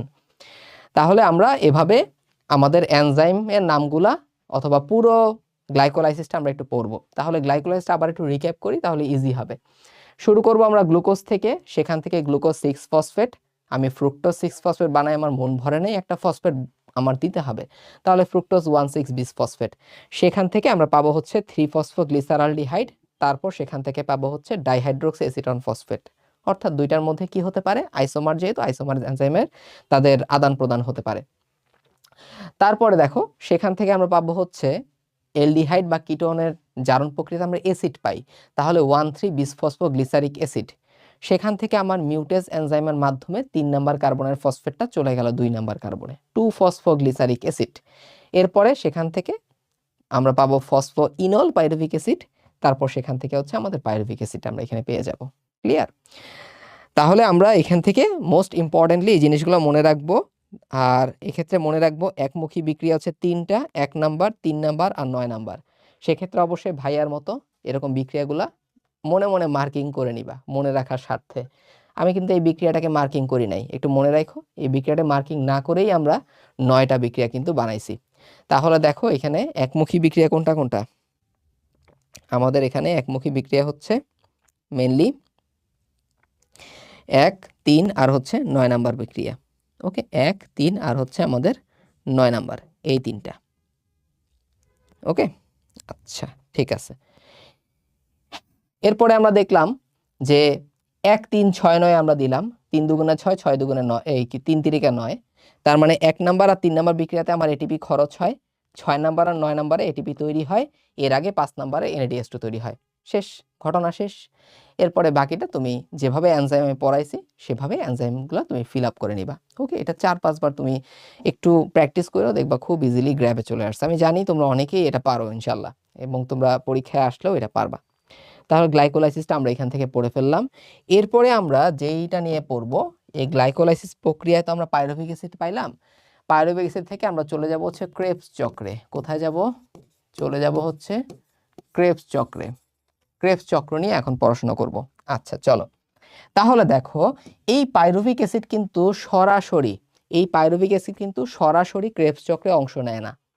পাইরুভিক অ্যাসিড কি তৈরি করবে? প্রথমে আমি যদি এই পাইরুভিক অ্যাসিডটা লিখি, সেই পাইরুভিক অ্যাসিড থেকে আমরা পাবো হচ্ছে এসিটাইল কোয়ে পাবো। ওকে, এই যে এসিটাইল কোয়ে বললাম, এই এসিটাইল কোয়ে কিন্তু আমাদের ক্রেবস চক্রে অংশগ্রহণ করে। আগে থেকে বলে রাখি, পাইরুভিক অ্যাসিডে কার্বন থাকে হচ্ছে 3টা, আর এসিটাইল কোয়েতে আমাদের কার্বন থাকবে হচ্ছে 2টা কার্বন। ওকে, পাইরুভিক অ্যাসিডে আমাদের কার্বন থাকে কয়টা? 3টা, আর আমাদের এই এসিটাইল কোয়েতে কার্বন থাকবে হচ্ছে 2টা। তার মানে এখানেই কিন্তু এখনো কার্বন কিন্তু বের হয়ে গেছে। ওকে, এখানে কিন্তু অলরেডি এখনো কার্বন কিন্তু বের হয়ে গেছে কার্বন ডাইঅক্সাইড হিসেবে। আচ্ছা, তো এই যে বিক্রিয়াটা, এনজাইমগুলো আমরা পরেই পড়ি, এখন না হয় না পড়ি। আচ্ছা, তো যাই হোক, এই যে এসিটাইল কোয়ে তুমি পাইলা, এই এসিটাইল কোয়ে এখন আলটিমেটলি আমাদের ক্রেবস চক্রে কি করবে? ক্রেবস চক্রে হচ্ছে অংশগ্রহণ করবে। আচ্ছা ঠিক আছে, এখন ফাইন। আমাদের ক্রেবস চক্রের একটা নেমোনিক আমরা একটু মাথায় রাখবো। কিভাবে মাথায় রাখবো? আমাদের একটা ফ্রেন্ডের নাম ধরো অক্সো। একটু ভালো করে সুন্দর করে দাগ দিই, ঠিক আছে? একটু ভালো করে সুন্দর করে একটা স্কেল দিয়ে দাগ দিই নাকি? সুন্দর একটা জিনিস পড়তেছি, সৌন্দর্য বর্ধন করা উচিত। আচ্ছা, তাহলে ছোট্ট করে একটা দাগ দিলাম। সোজা হয়েছে কিনা বাঁক হয়েছে বুঝতেছি না, যাই হোক যা হয়েছে, মূলার মতো একটা দাগ দিছি। ওকে, তাহলে প্রথমে তুমি একটু খেয়াল করো, আমরা মনে রাখবো একজন ফ্রেন্ডের নাম হচ্ছে অক্সো। অক্সোকে আমি কি বলছি? অক্সো তুমি সাই করে চলে এসো। কি বললাম? অক্সো তুমি সাই করে চলে আইসো। সাই করে চলে আসা বুঝো মানে দৌড়াই চলে আসো। সাই করে আইসো, ঠিক আছে? কারণ কি? কারণ তোমাকে আমি কিটো শাক খাওয়াবো। কি শাক খাওয়াবো রে? কিটো শাক খাওয়াবো। এরপরে ফিউ আর মালি, বেশি দিব না, অল্প দিব, ফিউ দিব। ফিউ আর একটু মনে রাখলাম মালি, কত কিছুই কত নাম্বারই তো মনে রাখো, একটু মালিটাও মনে রাখলাম। তাহলে অক্সো তুমি সাই করে আইসো, তোমাকে আমি কিটো শাক খাওয়াবো, অল্প খাওয়াবো, মানে ফিউ আর মালি, শেষ। এখন এই অক্সো মানে কি? অক্সো মানে হচ্ছে অক্সালো এসিটিক অ্যাসিড। অক্সো মানে কি রে? অক্সো মানে হচ্ছে অক্সালো এসিটিক অ্যাসিড। আচ্ছা, তো কাহিনী কি হয়?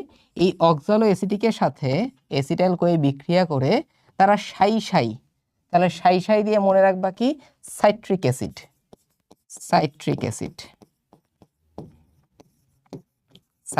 তৈরি করে।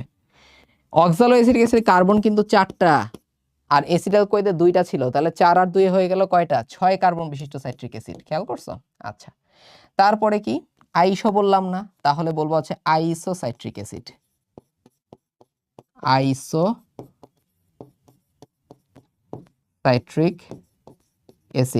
আচ্ছা, আইসো তোমাকে কি খাওয়াবো? কিটো শাক। তাহলে কিটো দিয়ে মনে রাখবো কি আমরা, আলফা কিটো গ্লুটারিক অ্যাসিড। শাক, শাক দিয়ে মনে রাখবো হচ্ছে আমরা সাকসিনাল কোয়ে।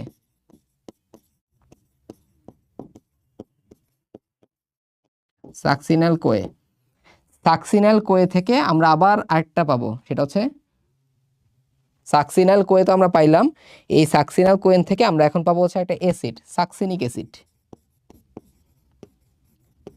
সাকসিনিক অ্যাসিড, এই সাকসিনিক অ্যাসিড থেকে আমরা পাবো হচ্ছে কি, শাক তো শেষ তাই না, শাক আমরা শেষ করছি, এরপরে আসবে হচ্ছে ফিউ মানে ফিউমারিক অ্যাসিড। ফিউমারিক অ্যাসিড, আর ফিউমারিক অ্যাসিড থেকে আমরা পাবো হচ্ছে ম্যালিক অ্যাসিড। মালি বললাম না, তার মানে কি ম্যালিক অ্যাসিড। আর এই ম্যালিক অ্যাসিড থেকে আমরা পাবো হচ্ছে অক্সালো অ্যাসিটিক অ্যাসিড। বুঝতে পারছো?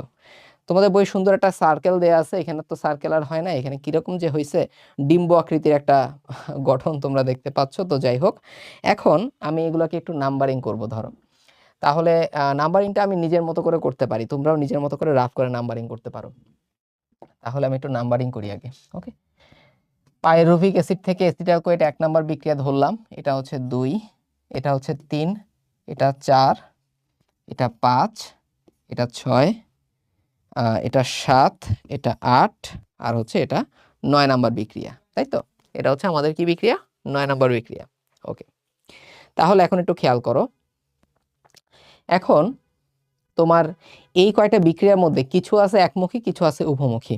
তাহলে তোমার এগুলোকে আইডেন্টিফাই করতে হবে আগে। সো আমরা কি মনে রাখবো? আমরা মনে রাখবো একমুখী বিক্রিয়া কি কি আছে।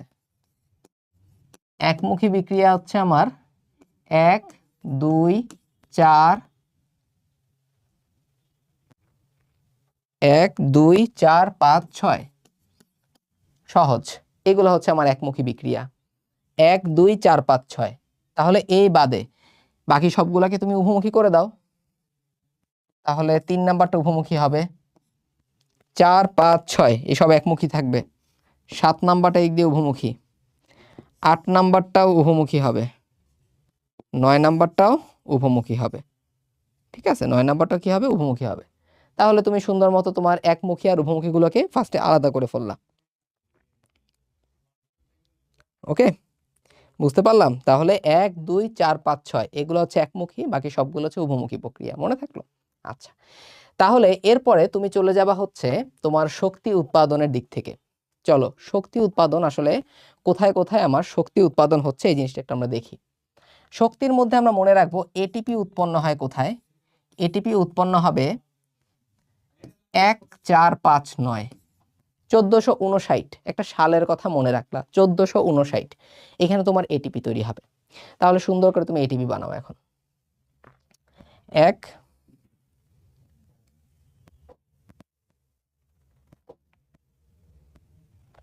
ঠিক আছে, সরি এটা এটিপি না, এটা হবে কি, এটা হচ্ছে আমার NADH2। সরি, এটা হবে কি, এটা হচ্ছে আমাদের NADH2। NADH2, NADH2 কোথায় উৎপন্ন হচ্ছে? 1459, 1 4 5 9 গেল। এটিপি পাবো কততে? এটিপি পাবো হচ্ছে ছক্কা। আর FADH2 কই পাবো? FADH2 পাবো হচ্ছে 7 নম্বরে। শেষ। এই হচ্ছে শক্তির হিসাব, খুবই সহজ, খুব ইম্পর্টেন্ট। তাহলে 1459 সালের নাম, এটা NADH2 তৈরি হবে, ছক্কা এটিপি মানে 6 নম্বরে এটিপি, আর 7 নম্বর বিক্রিয়াতে FADH2। ওকে, তাহলে এবার বসাও তুমি। তাহলে 1 নম্বর যে প্রক্রিয়া, এখানে আমরা কি পাবো? এখানে আমাদের এটিপি বসাইতে হবে, তাই তো? তাহলে এখানে আমাদের NAD থেকে কি হবে? একটা NADH2 আমরা পাবো 1 নাম্বার, তারপরে 4 নাম্বারে আমরা কি পাবো? NADH2 পাবো। তাহলে NAD থেকে NADH2 গেল। 5 নাম্বার, এখানে আমরা কি পাবো? NAD থেকে NADH2 পাবো।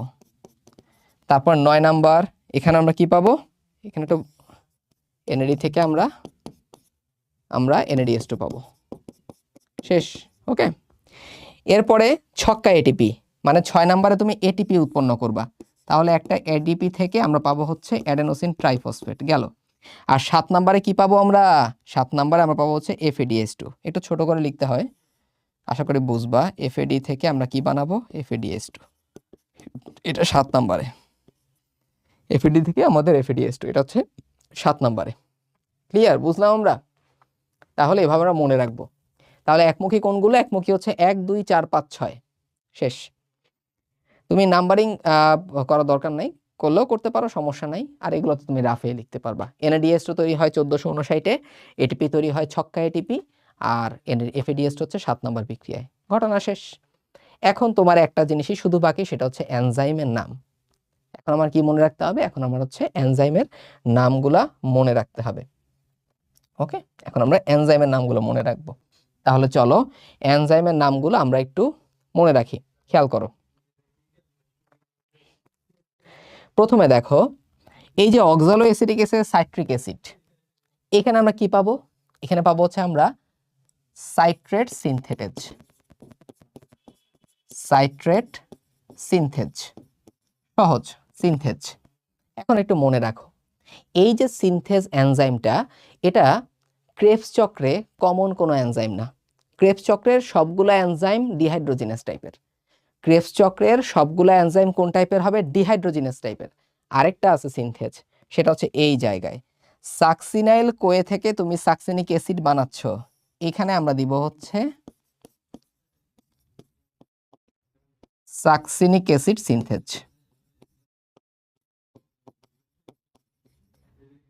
বাকি সবগুলো তুমি ডিহাইড্রোজিনাস দিয়ে দাও।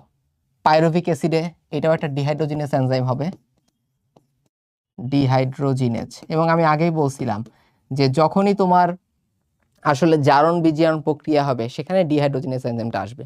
ওকে, তারপরে দেখো আমাদের সাইট্রিক অ্যাসিড থেকে, আমাদের হচ্ছে সাইট্রিক অ্যাসিড থেকে আইসোসাইট্রিক অ্যাসিড, এখানে একটা ইম্পর্টেন্ট এনজাইম, সেটা হচ্ছে কি এটোকিনেস। এটোকিনেস এনজাইম, এটা একটু মনে রাখতে হবে তোমাদের। যেমন আমরা যখন গ্লাইকোলাইসিস প্রক্রিয়াটা পড়ছিলাম, সেখানেও কিন্তু আমাদের ইনলেজ নামে একটা এনজাইম ছিল। ওকে, আর একই রকম আমাদের এই যে এই ক্রেবস চক্রের ক্ষেত্রে সাইট্রিক অ্যাসিড থেকে আইসোসাইট্রিক অ্যাসিড বানাইলাম, এখানেও আমাদের এটোকিনেস। এটোকিনেস তো খুব সম্ভবত না, এটোকিনেস না, এটা হবে হচ্ছে একোটিনেস নাকি একোনিটেস। একোনিটেস খুব সম্ভবত, একোনিটেস। ঠিক আছে, একটু মনে রাখো, একোনিটেস অথবা যাই হোক না কেন, একোনিটেস এ অদ্ভুত একটা নাম। বাকিগুলো সব হচ্ছে আমাদের ডিহাইড্রোজিনাস। যেমন তুমি এখানে আইসোসাইট্রিক অ্যাসিড থেকে আলফা কিটোগ্লুসারেট, এখানে হবে কি আইসোসাইট্রেট ডিহাইড্রোজিনাস। আইসোসাইট্রেট ডিহাইড্রোজিনাস, ডিহাইড্রোজিনাস। ওকে, আলফা কিটোগ্লুটারিক অ্যাসিড থেকে সাকসিনাল কোয়ে তুমি বানাচ্ছ, এখানেও সেম, এখানে হবে কি, এখানে হবে হচ্ছে আলফা কিটোগ্লুটারেট ডিহাইড্রোজিনাস। দেখছো, জাস্ট বিক্রিয়কের নাম সাথে ডিহাইড্রোজিনাস লাগাই দিবা, তাহলেই হয়ে গেছে। তেমনি তোমার সাকসিনিক অ্যাসিড থেকে আমাদের সাকসিনিক অ্যাসিড থেকে তুমি ফিউমারিক অ্যাসিড বানাচ্ছ, তাহলে এখানে কি হবে? আমাদের সাকসিনিক অ্যাসিড থেকে তুমি ফিউমারিক অ্যাসিড বানাচ্ছ, তাহলে সাকসিনের ডিহাইড্রোজিনাস। একই রকম, তুমি বিক্রিয়কের নাম নিলা, সাথে ডিহাইড্রোজিনাস লাগাই দিবা, ডিহাইড্রোজিনাস লাগাই দিবা। ওকে, ফিউমারিক অ্যাসিড থেকে ম্যালিক অ্যাসিড, এখানে বলা হয় ফিউমারেজ। ফিউমারেজ, ফিউমারিক অ্যাসিড থেকে তোমার ম্যালিক অ্যাসিড, এখানে হবে হচ্ছে ফিউমারেজ। আর ম্যালিক অ্যাসিড থেকে অক্সালো অ্যাসিটিক অ্যাসিড, এখানে হবে কোনটা? ম্যালেট ডিহাইড্রোজিনাস। Mallet dehydrogenase. ওকে, বুঝতে পারলাম? অনেকগুলো নাম এখানে লেখা আছে, তাই না? আচ্ছা, তাহলে ফার্স্টে আমরা কি করব? ফার্স্টে আমরা হচ্ছে এই নেমোনিক যেটা আছে, অক্সো সাই সাই করে আইসো কিটোসাক ফিউমালি। ওকে, তাহলে তুমি ফার্স্টে দিবা oxalo acetic acid, citric acid, isocitric acid, alpha ketoglutaric acid. শাক মানে হচ্ছে সাকসিনাইল কোয়ে সাকসিনিক অ্যাসিড, দুইটাই আছে। এরপরে আছে হচ্ছে ফিউ, তার মানে ফিউমারিক অ্যাসিড আর ম্যালিক অ্যাসিড, তাই না? শেষ। এরপরে তুমি দেখছো একমুখী বিক্রিয়া কোনগুলা? 1 2 4 5 6। 1 নাম্বার কিন্তু এখান থেকে আমি শুরু করছি, তাহলে 1 2 4 5 6 এগুলো সব একমুখী, বাকি সবগুলো উভমুখী করে দিবা। এরপরে তুমি শক্তিতে চলে গেলা। এনএডিএস2 কোথায় তৈরি হয়? 1459। শেষ। এটিপি কোথায়? ছক্কা এটিপি। আর 7 নম্বরে এফিডিএস2। ওকে, এরপরে আমাদের এনজাইমগুলো বসাতে হবে। আমরা প্রথমে বলছি দুইটা সিনথেজ আছে, একটা হচ্ছে অক্সালো অ্যাসিটিক অ্যাসিড থেকে সাইট্রিক অ্যাসিড, এখানে একটা সিনথেজ, আর একটা সাকসিনাল কোয়ে থেকে সাকসেনিক অ্যাসিড, এখানে একটা সিনথেজ। বাকি সবগুলা কিন্তু ডিহাইড্রোজিনাস, এক্সেপ্ট আরেকটা আছে হচ্ছে একোনিটেস টাইপের একটা এনজাইম আছে, বাকি সবগুলা ডিহাইড্রোজিনাস। যেমন আইসোসাইট্রিক থেকে আলফা কিটোগ্লুটারিক, তাহলে আইসোসাইট্রেট ডিহাইড্রোজিনাস। আলফা কিটোগ্লুটারিক অ্যাসিড থেকে সাকসিনাল কোয়ে আলফা কিটোগ্লুটারেট ডিহাইড্রোজিনাস।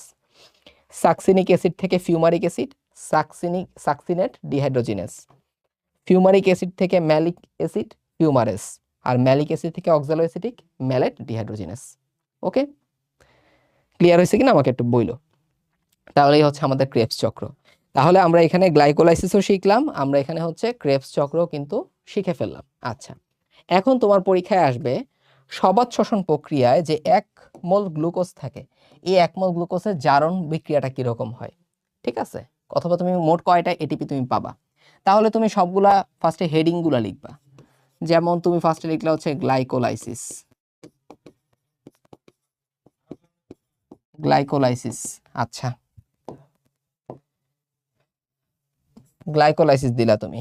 গ্লাইকোলাইসিসের পরে আমরা কি পাই? গ্লাইকোলাইসিসের পরে হচ্ছে আমাদের এসিটাইল কোয়ে সৃষ্টি, এসিটাইল কোয়ে সৃষ্টি। আচ্ছা, এসিটাইল কোয়ে সৃষ্টির পরে আমরা পাবো হচ্ছে কি ক্রেবস চক্র।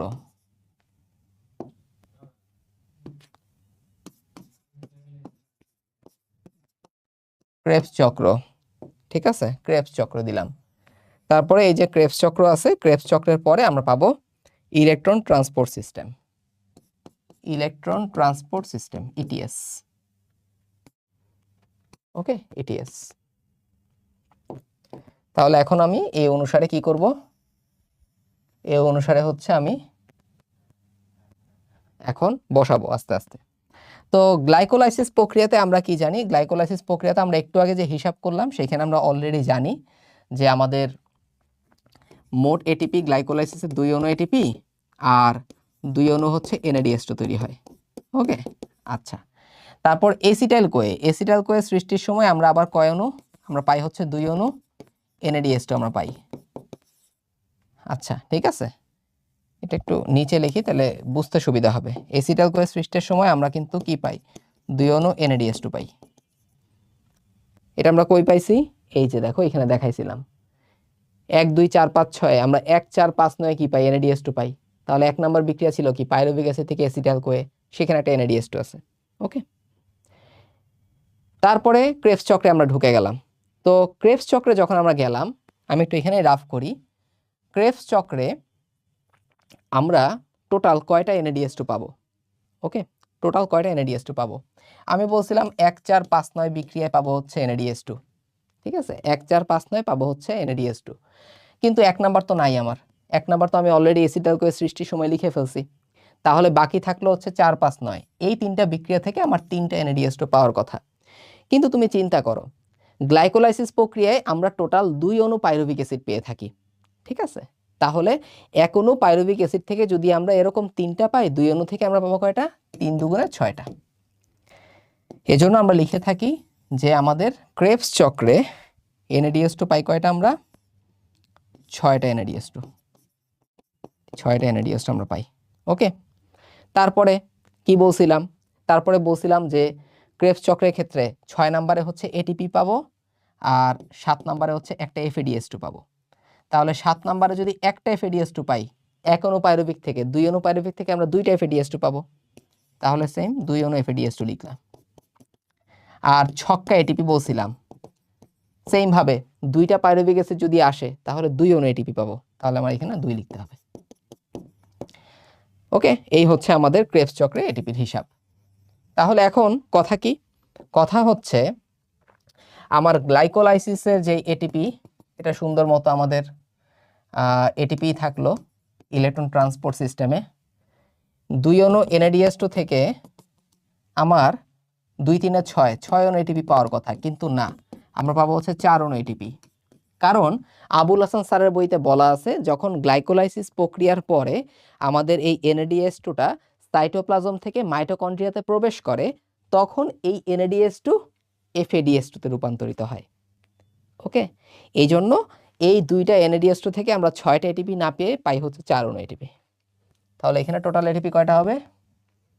4 অণু এটিপি, 4টা এটিপি গেল। তারপরে এখানে দুইটা NADH2, এখান থেকে পাবো 6 অণু এটিপি, এখান থেকে পাবো 6 3 18, 18টা এটিপি।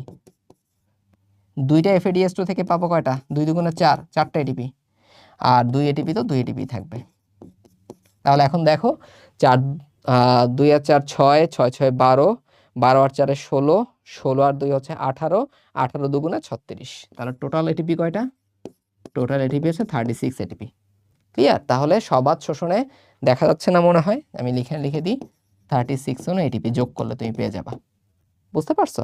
তাহলে আমাদের এই জায়গাটা একটু গন্ডগোল আছে আর কি, বাকি সবগুলা কিন্তু সহজ। ওকে, বাকি সবগুলা কিন্তু সহজ, মনে থাকবে জিনিসগুলো। ওকে, তাহলে এভাবে আমরা সবাত শোষণে 1 মোল গ্লুকোজ থেকে মোট 36 অণু এটিপি আমরা পেয়ে থাকি। তাহলে এটা হিসাব খুবই গুরুত্বপূর্ণ, ভাইয়া একদম ধরে ধরে দেখাই দিল নিজে নিজে করে করে। ওকে, এরপরে পরীক্ষায় আমাদের খুবই গুরুত্বপূর্ণ একটা ব্যাপার হচ্ছে C3 চক্র। খুবই গুরুত্বপূর্ণ একটা ব্যাপার কি, সেটা হচ্ছে C3 চক্র। তো C3 চক্র জিনিসটা কি? আমরা জানি যে আমাদের সালোক সংশ্লেষণের দুইটা পর্যায় আছে, একটা হচ্ছে আলোক পর্যায় আর একটা হচ্ছে আমাদের অন্ধকার পর্যায়। ঠিক আছে, আলোক পর্যায় আর একটা হচ্ছে আমাদের অন্ধকার পর্যায়। তো এই যে আমাদের আলোক পর্যায়, সেখানে এটিপি তৈরি হলো, সেই এটিপিকে ব্যবহার করবে কারা? অন্ধকার পর্যায়। সেখানে কিছু উদ্ভিদ যেমন ধান, গম, ধান, তারপরে হচ্ছে কি বলি, আম, জাম, কাঁঠাল, এরা C3 চক্র ইউজ করবে। আর ইক্ষু, ভুট্টা, মুথা ঘাস, এরা ইউজ করবে C4 চক্র। তো C4 চক্রে পুরো চক্রটাই হয়ে থাকে মেসোফিল কোষের ক্লোরোপ্লাস্টে। কোথায় হয়? মেসোফিল কোষের ক্লোরোপ্লাস্টে হয়ে থাকে। ওকে, তাহলে সেইম ভাবে আমরা C3 চক্রটা যখন আমরা আঁকবো, তখন আমার কয়েকটা ব্যাপার মাথায় রাখতে হবে। 1 নাম্বার, এই C3 চক্রে কার্বন ডাই অক্সাইড গ্রহীতাকে, C3 চক্রে আমাদের কার্বন ডাই অক্সাইড গ্রহীতা হচ্ছে রাইবোলোজ 1,5 বিসফসফেট। আমরা আদর করে এটাকে RUBPও ডেকে থাকি, রাইবোলোজ 1,5 বিসফসফেট। বুঝতে পারছো? এটাকে আমরা RUBPও ডেকে থাকি। আচ্ছা, তো এই যে রাইবোলোজ 1,5 বিসফসফেট, এখানে যখন একটা কার্বন ডাই অক্সাইড যুক্ত হয়, তখন সেটা অস্থায়ী কিটো অ্যাসিডে পরিণত হয়।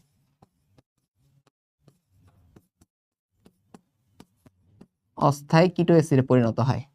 তাহলে দেখো, এই রাইবোলোজে কার্বন সংখ্যা কিন্তু 5টা, সাথে একটা কার্বন ডাই অক্সাইড যুক্ত হইলো, তাহলে কিটো অ্যাসিডে মোট কার্বন কয়টা হবে? মোট কার্বন হয় হচ্ছে 6টা। ঠিক আছে, মোট কার্বন কয়টা হয়? মোট কার্বন হয় হচ্ছে আমাদের 6টা। সেখান থেকে আমরা কি পাই? সেখান থেকে আমরা পাবো হচ্ছে 3-ফসফোগ্লিসারিক অ্যাসিড। 3-ফসফোগ্লিসারিক অ্যাসিড, এজন্য বলা হয় এটাকে 3PGও বলা হয়। আমাদের C3 চক্রের প্রথম স্থায়ী পদার্থ কিন্তু এই 3-ফসফোগ্লিসারিক অ্যাসিড অথবা 3PGA। এখন আমি তোমাকে অ্যাসোসিয়েশনটা দেখাই। এই যে গ্লাইকোলাইসিস তুমি পড়ছো, গ্লাইকোলাইসিসে দেখো এই 3-ফসফোগ্লিসারিক অ্যাসিড থেকে বেশ কিছু দূর, সেখান থেকে 1,3 বিসফসফোগ্লিসারিক অ্যাসিড হবে, সেখান থেকে 3-ফসফোগ্লিসারিক অ্যাসিড থেকে 1,3 বিসফসফোগ্লিসারিক হবে, সেখান থেকে হবে 3-ফসফোগ্লিসারালডিহাইড আর হচ্ছে ডাইহাইড্রোক্সি অ্যাসিটন ফসফেট, সেখান থেকে ফ্রুক্টোজ 1,6 বিসফসফেট, সেখান থেকে তুমি ফ্রুক্টোজ 6 ফসফেট পাবা, সেখান থেকে তুমি গ্লুকোজ 6 ফসফেট পাবা। অর্থাৎ সালোক সংশ্লেষণের অনেক অংশের একদম উল্টো রূপ তুমি দেখতে পাবা শোষণের মধ্যে। শোষণে তুমি 3-ফসফোগ্লিসারিক অ্যাসিড পাইলা না, এখন তুমি এটাকে উল্টো দিকে নিলেই তুমি এই C3 চক্রের বেশিরভাগ অংশ তুমি পাবা। কিভাবে পাবো আমি দেখাচ্ছি। চলো, এই যে 3-ফসফোগ্লিসারিক অ্যাসিড, সেখান থেকে তুমি পাবা 1,3 বিসফসফোগ্লিসারিক অ্যাসিড। এটা তুমি পারো, তুমি যদি গ্লাইকোলাইসিসটা পারো, C3 চক্র তোমার জন্য অনেক ইজি হবে। ওকে, এই 1,3 বিসফসফোগ্লিসারিক অ্যাসিড থেকে আমরা কি পাবো? দুইটা জিনিস পেয়ে থাকি। একটা হবে কি, একটা হবে হচ্ছে 3 ফসফোগ্লিসারালডিহাইড, আরেকটা পাবো হচ্ছে ড্যাপ। ড্যাপ মানে কি রে, আগে আমরা পড়ছি, ডাইহাইড্রোক্সি এসিটন ফসফেট।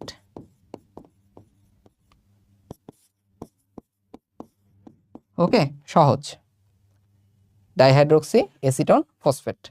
আচ্ছা, তো এখন খেয়াল করো, এই 3 ফসফোগ্লিসারালডিহাইড থেকে একদিকে তুমি এই দুইটা মিলিয়ে কি পাবা, একদিকে এই দুইটা মিলিয়ে তুমি পাবা হচ্ছে ফ্রুক্টোজ 1,6 বিসফসফেট। একদম গ্লাইকোলাইসিসের মতো, একদম গ্লাইকোলাইসিসের মতো। গ্লাইকোলাইসিসে ফ্রুক্টোজ 1,6 বিসফসফেট ভেঙে আমি অ্যালডিহাইড পাইছিলাম আর কিটোন পাইছিলাম। আর তুমি যখন C3 চক্র পড়তেছো, সেখানে অ্যালডিহাইড আর কিটোন মিলে উপরের দিকে তারা ফ্রুক্টোজ 1,6 বিসফসফেট তৈরি করবে। বুঝতে পারলাম? আচ্ছা,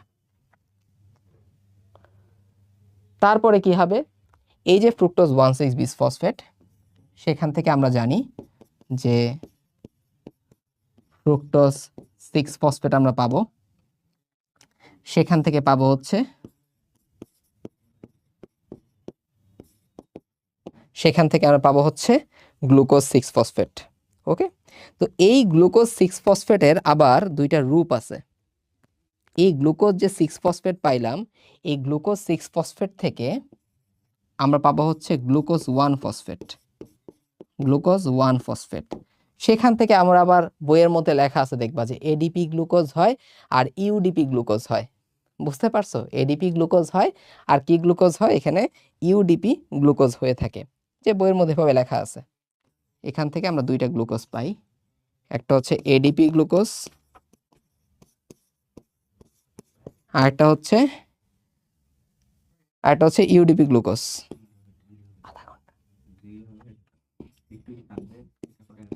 এডিপি গ্লুকোজ শেষ করে 10 মিনিট পর, তাহলে এডিপি গ্লুকোজ আর হচ্ছে ইউডিপি গ্লুকোজ।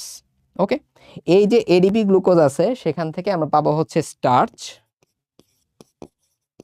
স্টার্চ, আর ইউডিপি গ্লুকোজ থেকে আমরা পাবো হচ্ছে সুক্রোজ, সুক্রোজ। বুঝতে পারলাম? ওকে, তাহলে এই পর্যন্ত তুমি একটা পোর্শন গেলা, একদম গ্লাইকোলাইসিসের মতোই কিন্তু পুরাটা, যে তুমি অস্থায়ী কিটো অ্যাসিড থেকে তুমি 3 ফসফোগ্লিসারিক অ্যাসিড পাইলা, সেখান থেকে 1,3 বিসফসফোগ্লিসারিক অ্যাসিড, সেখান থেকে অ্যালডিহাইড আর কিটোন, সেখান থেকে fructose 1,6 bisphosphate, fructose 6 phosphate, glucose 6 phosphate, glucose 1 phosphate. এটা তোমার চেনাশোনা প্রক্রিয়া। আসল কাজটা কোথায় হয় আমি তোমাকে বলি। আসল কাজটা যেখান থেকে আমাদের শুরু হয়, আসল কাজটা আমাদের যেখান থেকে শুরু হবে, সেটা হচ্ছে কোনটা, এই যে 3 ফসফোগ্লিসারালডিহাইড এর সাথে এই ফ্রুক্টোজ 1,6 বিসফসফেটটা যুক্ত হয়। ঠিক আছে, 3 ফসফোগ্লিসারালডিহাইড এবং হচ্ছে আমাদের ফ্রুক্টোজ 1,6 বিসফসফেটটা যুক্ত হবে। কিন্তু ঘটনা কি, তুমি একটু দেখো, এই যে 3 ফসফোগ্লিসারালডিহাইড, এখানে আমার কয়টা কার্বন আছে, এখানে আমার কার্বন আছে কিন্তু 3টা। আর ফ্রুক্টোজ 1,6 বিসফসফেটে কার্বন কয়টা আছে, কার্বন আছে হচ্ছে 6টা। ঠিক আছে, এখানে কার্বন কয়টা, এখানে আছে হচ্ছে কার্বন হচ্ছে 6টা, 6টা। ওকে, এখন তাহলে 6 আর 3 হচ্ছে 9টা কার্বন আছে। এই 9টা কার্বনকে আমি ভাগ করব, একটা হবে 4 কার্বন বিশিষ্ট, একটা হবে 5 কার্বন বিশিষ্ট। আচ্ছা, তো একদিকে আমরা এই বিক্রিয়াতে একদিকে পাবো হচ্ছে ইরিথ্রোস,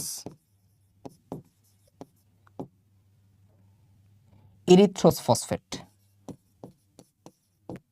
ইরিথ্রোস ফসফেট, এটা হচ্ছে 4 কার্বন বিশিষ্ট। ঠিক আছে, এটা হচ্ছে 4 কার্বন বিশিষ্ট, এই জন্য ইরিথ্রোস 4 ফসফেট। আচ্ছা, তাহলে 9 থেকে 4 বাদ দিলে 5 থাকলো, তাহলে 5 কার্বন বিশিষ্ট আর একটা যৌগ লাগবে তোমার। যৌগটা হবে কোনটা, যৌগটা হবে হচ্ছে আমাদের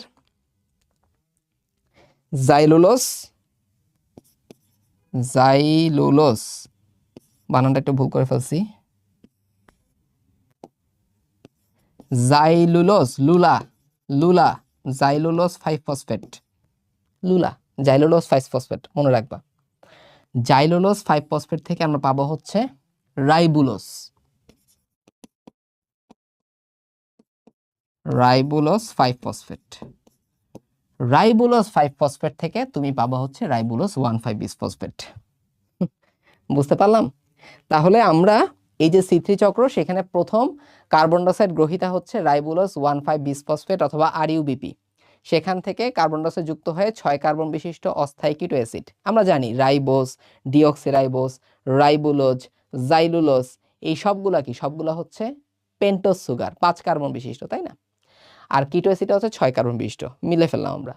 এরপরে এই কিটো অ্যাসিড থেকে আমরা পাবো 2 অণু 3 ফসফোগ্লিসারিক অ্যাসিড, কারণ ফসফোগ্লিসারিক অ্যাসিডে তো 3টা কার্বন, এখানে কার্বন সংখ্যা কত? 3টা, এই জন্য বলছি 2 অণু। এখন বাকিটা গ্লাইকোলাইসিসের একদম উল্টাটা, 3 ফসফোগ্লিসারিক অ্যাসিড থেকে 1,3 বিসফসফোগ্লিসারিক অ্যাসিড, সেখান থেকে অ্যালডিহাইড আর কিটোন, সেই 3 ফসফোগ্লিসারালডিহাইড সেখান থেকে, আর এই দুইটা মিলে কি করবে? অ্যালডিহাইড কিটোন দুইটা মিলে 6 কার্বন বিশিষ্ট ফ্রুক্টোজ 1,6 বিসফসফেট, সেখান থেকে fructose 6 phosphate, glucose 6 phosphate, glucose 1 phosphate. Clear? এবার ফ্রুক্টোজ 1,6 বিসফসফেটে আছে 6টা কার্বন, আর অ্যালডিহাইডে আছে 3টা কার্বন, দুইটা মিলায় হচ্ছে 9টা কার্বন। 4 কার্বন বিশিষ্ট এরিথ্রোস 4 ফসফেট, আর আরেকটা পাবো হচ্ছে 5 কার্বন বিশিষ্ট জাইলুলোজ 5 ফসফেট। জাইলুলোজ থেকে রাইবোলোজ 5 ফসফেট, সেখান থেকে রাইবোলোজ 1,5 বিসফসফেট। বুঝতে পারলাম? বুঝে আসলো আমাদের জিনিসটা?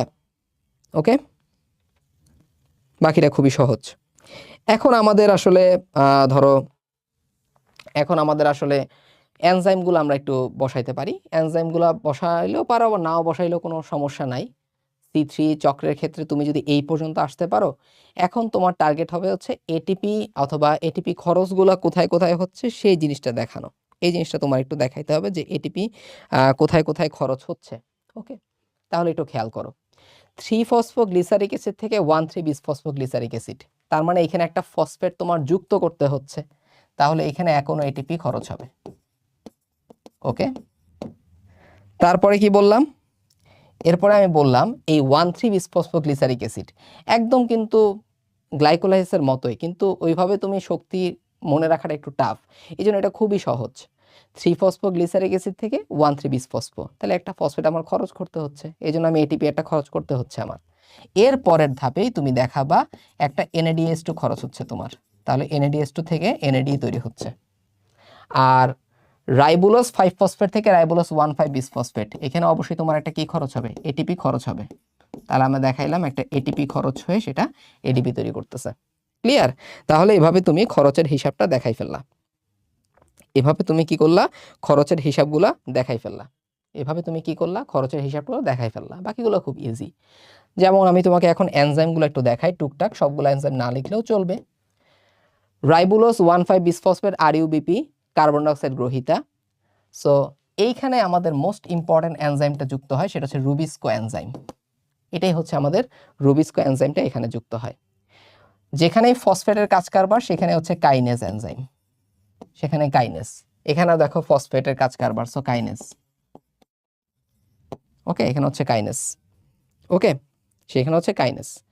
তারপরে দেখো গ্লিসারিক অ্যাসিড থেকে আমি অ্যালডিহাইড আর কিটোন পাচ্ছি, তার মানে জারণ বিজারণ প্রক্রিয়া, অবশ্যই এখানে ডিহাইড্রোজিনেজ এনজাইম লাগবে, তাহলে এখানে তুমি ডিহাইড্রোজিনেজ এনজাইম, ডিহাইড্রোজিনেজ এনজাইম। ওকে, আচ্ছা। তারপরে খেয়াল করো, যেমন এটা তো আর কি বলবো, এটা আসলে একদম গ্লাইকোলাইসিসের মতোই কিন্তু। আচ্ছা, তারপরে দেখো এই জাইলুলোজ 5 ফসফেট তৈরিতে ট্রান্সকিটোলেজ এনজাইম লাগে, ট্রান্সকিটোলেজ এনজাইম লাগে, এটা একটু মনে রাখো, ট্রান্সকিটোলেজ এনজাইম লাগে। জাইলুলোজ 5 ফসফেট তৈরিতে আমার ট্রান্সকিটোলেজ এনজাইম লাগে। জাইলুলোজ হচ্ছে একটা কিটোজ, ঠিক আছে? জাইলুলোজ 5 ফসফেট আর রাইবোলোজ 5 ফসফেট, এটা হচ্ছে এপিমার। এপিমার মানে কি? আণবিক সংকেত একই রকম কিন্তু গাঠনিক সংকেত আলাদা, এবং তাদের যদি দুইটা যৌগের মধ্যে অনেকগুলা কাইরাল সেন্টার বা কাইরাল কার্বন থাকে, তাহলে যদি একটা কাইরাল কার্বনে ভিন্নতা থাকে তখনই এপিমার তৈরি হয়।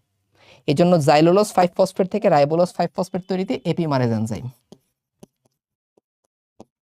আর এখানে তুমি কাইনেজ তো দিলাই, ঠিক আছে? তাহলে এই হচ্ছে তোমার C3 চক্র।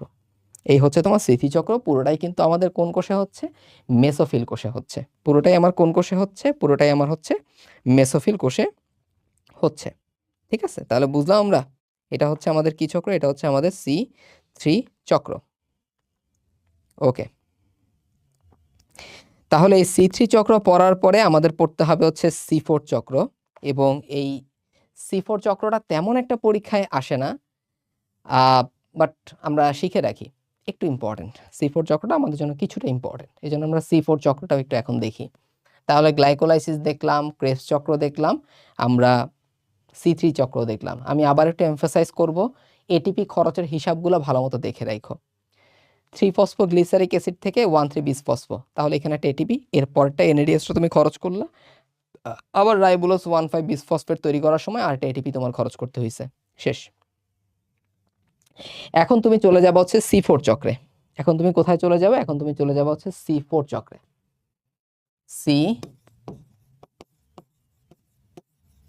C4 চক্র।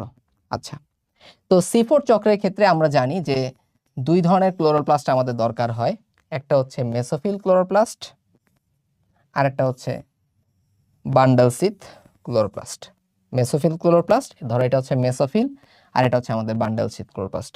ঠিক আছে, একটা হচ্ছে মেসোফিল ক্লোরোপ্লাস্ট, আর একটা হচ্ছে আমাদের কি chloroplast? Bundle sheath chloroplast. Okay, এবার আসো C4 চক্রে আমাদের কার্বন ডাইঅক্সাইড গ্রহীতাকে ফসফো ইনল পাইরুভিক অ্যাসিড, অথবা আমরা বলতে পারি পিইপি। এটার সাথে কি হবে? এটার সাথে কি? এটার সাথেই হচ্ছে আমাদের কার্বন ডাইঅক্সাইডটা যুক্ত হয়। যুক্ত হয়ে তৈরি করবে আমাদের প্রথম স্থায়ী দ্রব্য C4। এটা আমরা সবাই জানি, ওয়া মানে কি রে? ওয়া মানে হচ্ছে অক্সালো অ্যাসিটিক অ্যাসিড।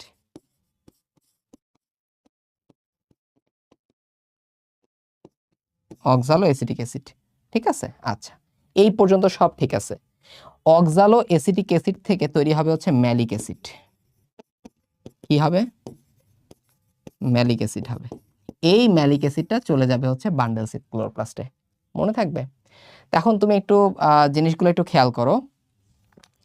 এই যে ফসফোইনল পাইরুভিক অ্যাসিড, এটা কয় কার্বন বিশিষ্ট? পাইরুভিক অ্যাসিড সবসময় 3 কার্বন বিশিষ্ট, আমরা জানি। একটা কার্বন যুক্ত হলো, তাহলে অক্সালো অ্যাসিড কিন্তু কয় কার্বন বিশিষ্ট হলো? 4 কার্বন বিশিষ্ট। ম্যালিক অ্যাসিডও কিন্তু সেম, 4 কার্বন বিশিষ্ট।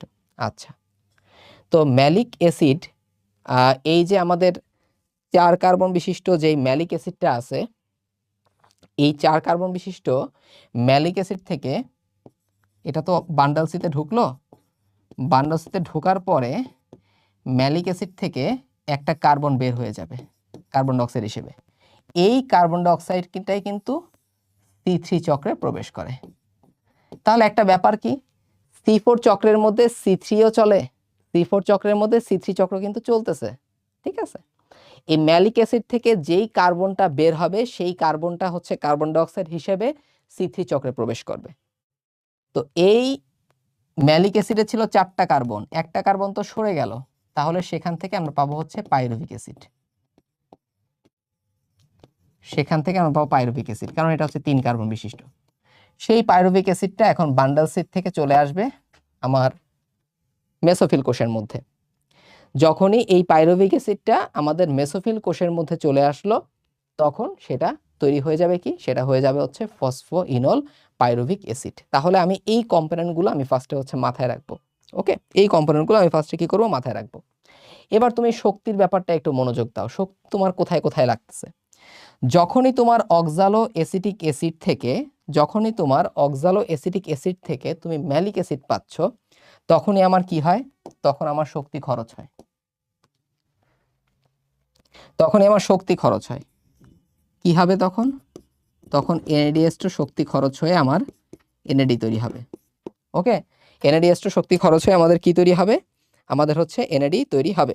ওকে, আবার সেম ভাবে যখন ম্যালিক অ্যাসিড থেকে আমি পাইরুভিক অ্যাসিড পাবো, সেখানে আমার কি তৈরি হয়? সেখানে আমার একটা NADH2 তৈরি হবে। তাহলে এটা মনে রাখা সহজ আসলে। কিভাবে মনে রাখলাম? যখনই আমার অক্সালো অ্যাসিটিক অ্যাসিড থেকে আমি ম্যালিক অ্যাসিড পাই, আমার NADH2 একটা খরচ হয়। যখনই আমি ম্যালিক অ্যাসিড থেকে পাইরুভিক অ্যাসিড পাবো, আবার সেই NADH2 তৈরি হয়ে যাবে। মনে রাখা সহজ না? সহজ। এরপরে এই যে পাইরুভিক অ্যাসিড আছে, সেখান থেকে আমি ফসফোইনল পাইরুভিক অ্যাসিড, তার মানে এখানে আমার একটা কি ফসফেট যুক্ত করতে হচ্ছে, তাহলে এটিপি খরচ হবে। এটিপি খরচ হয়ে আমার এডিপি তৈরি হবে। এই তো, ঠিক আছে, এটিপি খরচ হয়ে আমাদের কি তৈরি হবে? আমাদের এটিপি তৈরি হবে। ক্লিয়ার? বুঝতে পারলাম? তো C4 চক্রে একটু পড়লে মোটামুটি এনাফ। এখন তুমি দেখো এখানে কার্বন ফিক্সিং এনজাইম কোনটা?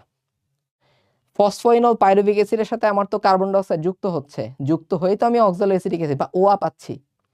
তাহলে এখানে কার্বন ফিক্সিং এনজাইম হচ্ছে PEP কার্বক্সিলেজ। বিক্রিয়ক কোনটা? ফসফোইনল পাইরুভিক অ্যাসিড। কার্বন যেহেতু যুক্ত করতেছে, তাহলে কার্বক্সিলেজ। সেম ভাবে তুমি দেখো ম্যালিক অ্যাসিড থেকে একটা CO2 বের হয়ে সেটা C3 চক্রে চলে যাচ্ছে, তাহলে এখানে কোন এনজাইম? এখানে আমাদের যেহেতু কার্বনটা সরে যাচ্ছে, এজন্য ডি কার্বক্সিলেজ এনজাইম। কি এনজাইম? Decarboxylase enzyme.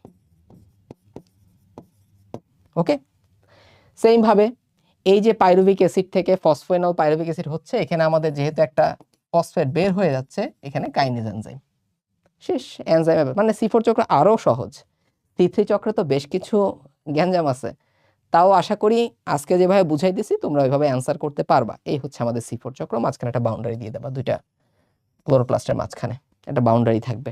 ওকে, তো আমি এখন লাস্টে আজকে আরেকটা টপিক নিয়ে কথা বলবো, সেটা হচ্ছে প্রোটন অ্যানায়ন কো ট্রান্সপোর্ট। দেখো আমার টার্গেট ছিল যারা সিকিউ সলভ করতে ভয় পাও, যাদের এই চ্যাপ্টারটার সমস্যা আছে, আমি জানি এই সিস্টেমগুলোয় তোমাদের সমস্যা, এজন্য আমি চেষ্টা করছি এই চক্রগুলো নিয়ে কথা বলার জন্য। বাকি সিকিউগুলো তোমরা এমনিতেই অ্যান্সার করতে পারবা। ওকে, বাট আমি এখন আরেকটা টপিক নিয়ে কথা বলবো, সেটা হচ্ছে প্রোটন অ্যানায়ন কো ট্রান্সপোর্ট। কোনটা? প্রোটন অ্যানায়ন কো ট্রান্সপোর্ট, এটা মাঝে মধ্যে পরীক্ষায় আসে। প্রোটন অ্যানায়ন কো ট্রান্সপোর্ট। দেখো প্রোটন অ্যানায়ন কো ট্রান্সপোর্ট প্রক্রিয়া হচ্ছে খনিজ লবণ পরিশোষণের একটা মতবাদ। খনিজ লবণ পরিশোষণের দুইটা মতবাদ আছে, একটা হচ্ছে সক্রিয় আর একটা হচ্ছে নিষ্ক্রিয়। ওকে, তো সক্রিয় মতবাদের মধ্যে বা সক্রিয় শোষণের মধ্যে সবচেয়ে আধুনিক বিবেচনা করা হয় এই প্রোটন অ্যানায়ন কো ট্রান্সপোর্টকে। যেহেতু সক্রিয় শোষণ, তার মানে এখানে এটিপি খরচ হবে নাম্বার 1। নাম্বার 2, এখানে বাহক প্রোটিনের প্রয়োজন হবে। এবং নাম্বার 3, এখানে প্রোটন বা ক্যাটায়ন এবং অ্যানায়ন একই সাথে শোষিত হয়। এখন ঘটনাটা কি হয়? ঘটনা বোঝার জন্য আমরা এখানে একটা কোষ আঁকলাম। এটা হচ্ছে কোষের ভেতরে, এটা হচ্ছে কোষের বাইরে। তো এই কোষের ভেতরে একটা কাজ হয়, কোষের ভেতরে একটা কাজ হয়। কোষের ভেতরে এটিপেজ নামে একটা এনজাইম থাকে, মানে কোষ ঝিল্লির ভেতরের গায়ে এটিপেজ নামে এনজাইম থাকে। সেই এনজাইমের জন্য কি হয়? এডিপি, সেই এনজাইমের জন্য কি হয়? এনজাইমের জন্য এটিপি ভেঙে এডিপি তৈরি হয়। তাহলে দেখো একদম সক্রিয় শোষণের শুরুতেই আমাদের এই জিনিসটা সে বলে দিচ্ছে যে এটিপি খরচ হয় এখানে। তাহলে এটিপেজ নামক এনজাইমের কার্যকারিতার জন্য কি হলো? আমাদের এটিপিটা ভেঙে এডিপি তৈরি হলো। এবং তখন যেই কাজটা হয় সেটা হচ্ছে কোষের ভেতর থেকে একটা হাইড্রোজেন আয়ন বা প্রোটন, এটাই তো প্রোটন বা H+ আয়ন, সেটা কোষের বাইরে চলে যায়। এখন তুমি চিন্তা করো, কোষের বাইরে যেহেতু চলে গেল, কোষের বাইরে কি কি হচ্ছে? নাম্বার 1, কোষের বাইরে হাইড্রোজেন বাড়তেছে, তার মানে কোষের বাইরের দ্রবণে আমার পিএইচটা কমবে বা অ্যাসিডিক হবে আস্তে আস্তে এনভায়রনমেন্ট কোষের বাইরেটা। আবার ধনাত্মক আয়ন H+ যদি কোষের বাইরে চলে আসে, তাহলে ধনাত্মক কিন্তু আমার অথবা ক্যাটায়নগুলো কোথায় বৃদ্ধি পাচ্ছে? কোষের বাইরে বৃদ্ধি পাচ্ছে। তাহলে কোষের বাইরে আমার ক্যাটায়নও বেশি বা পজিটিভ চার্জ বেশি।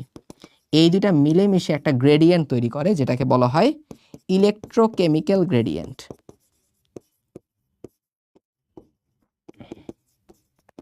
Electrochemical gradient. এই ইলেকট্রোকেমিক্যাল গ্রেডিয়েন্টের জন্য এখন যেই ফাংশনটা হবে, এই ইলেকট্রোকেমিক্যাল গ্রেডিয়েন্টের জন্য বাহক প্রোটিন সক্রিয় হয়ে যায়। বাইক লিখে ফেলছি, বাইক কেন হবে? বাইকে যাতায়াত করে মানুষ, ঠিক আছে, ভালো কথা, এটা হবে বাহক। বাহক প্রোটিনগুলো সক্রিয় হবে এবং প্রোটিন বানাম ভুল লিখে ফেলছি।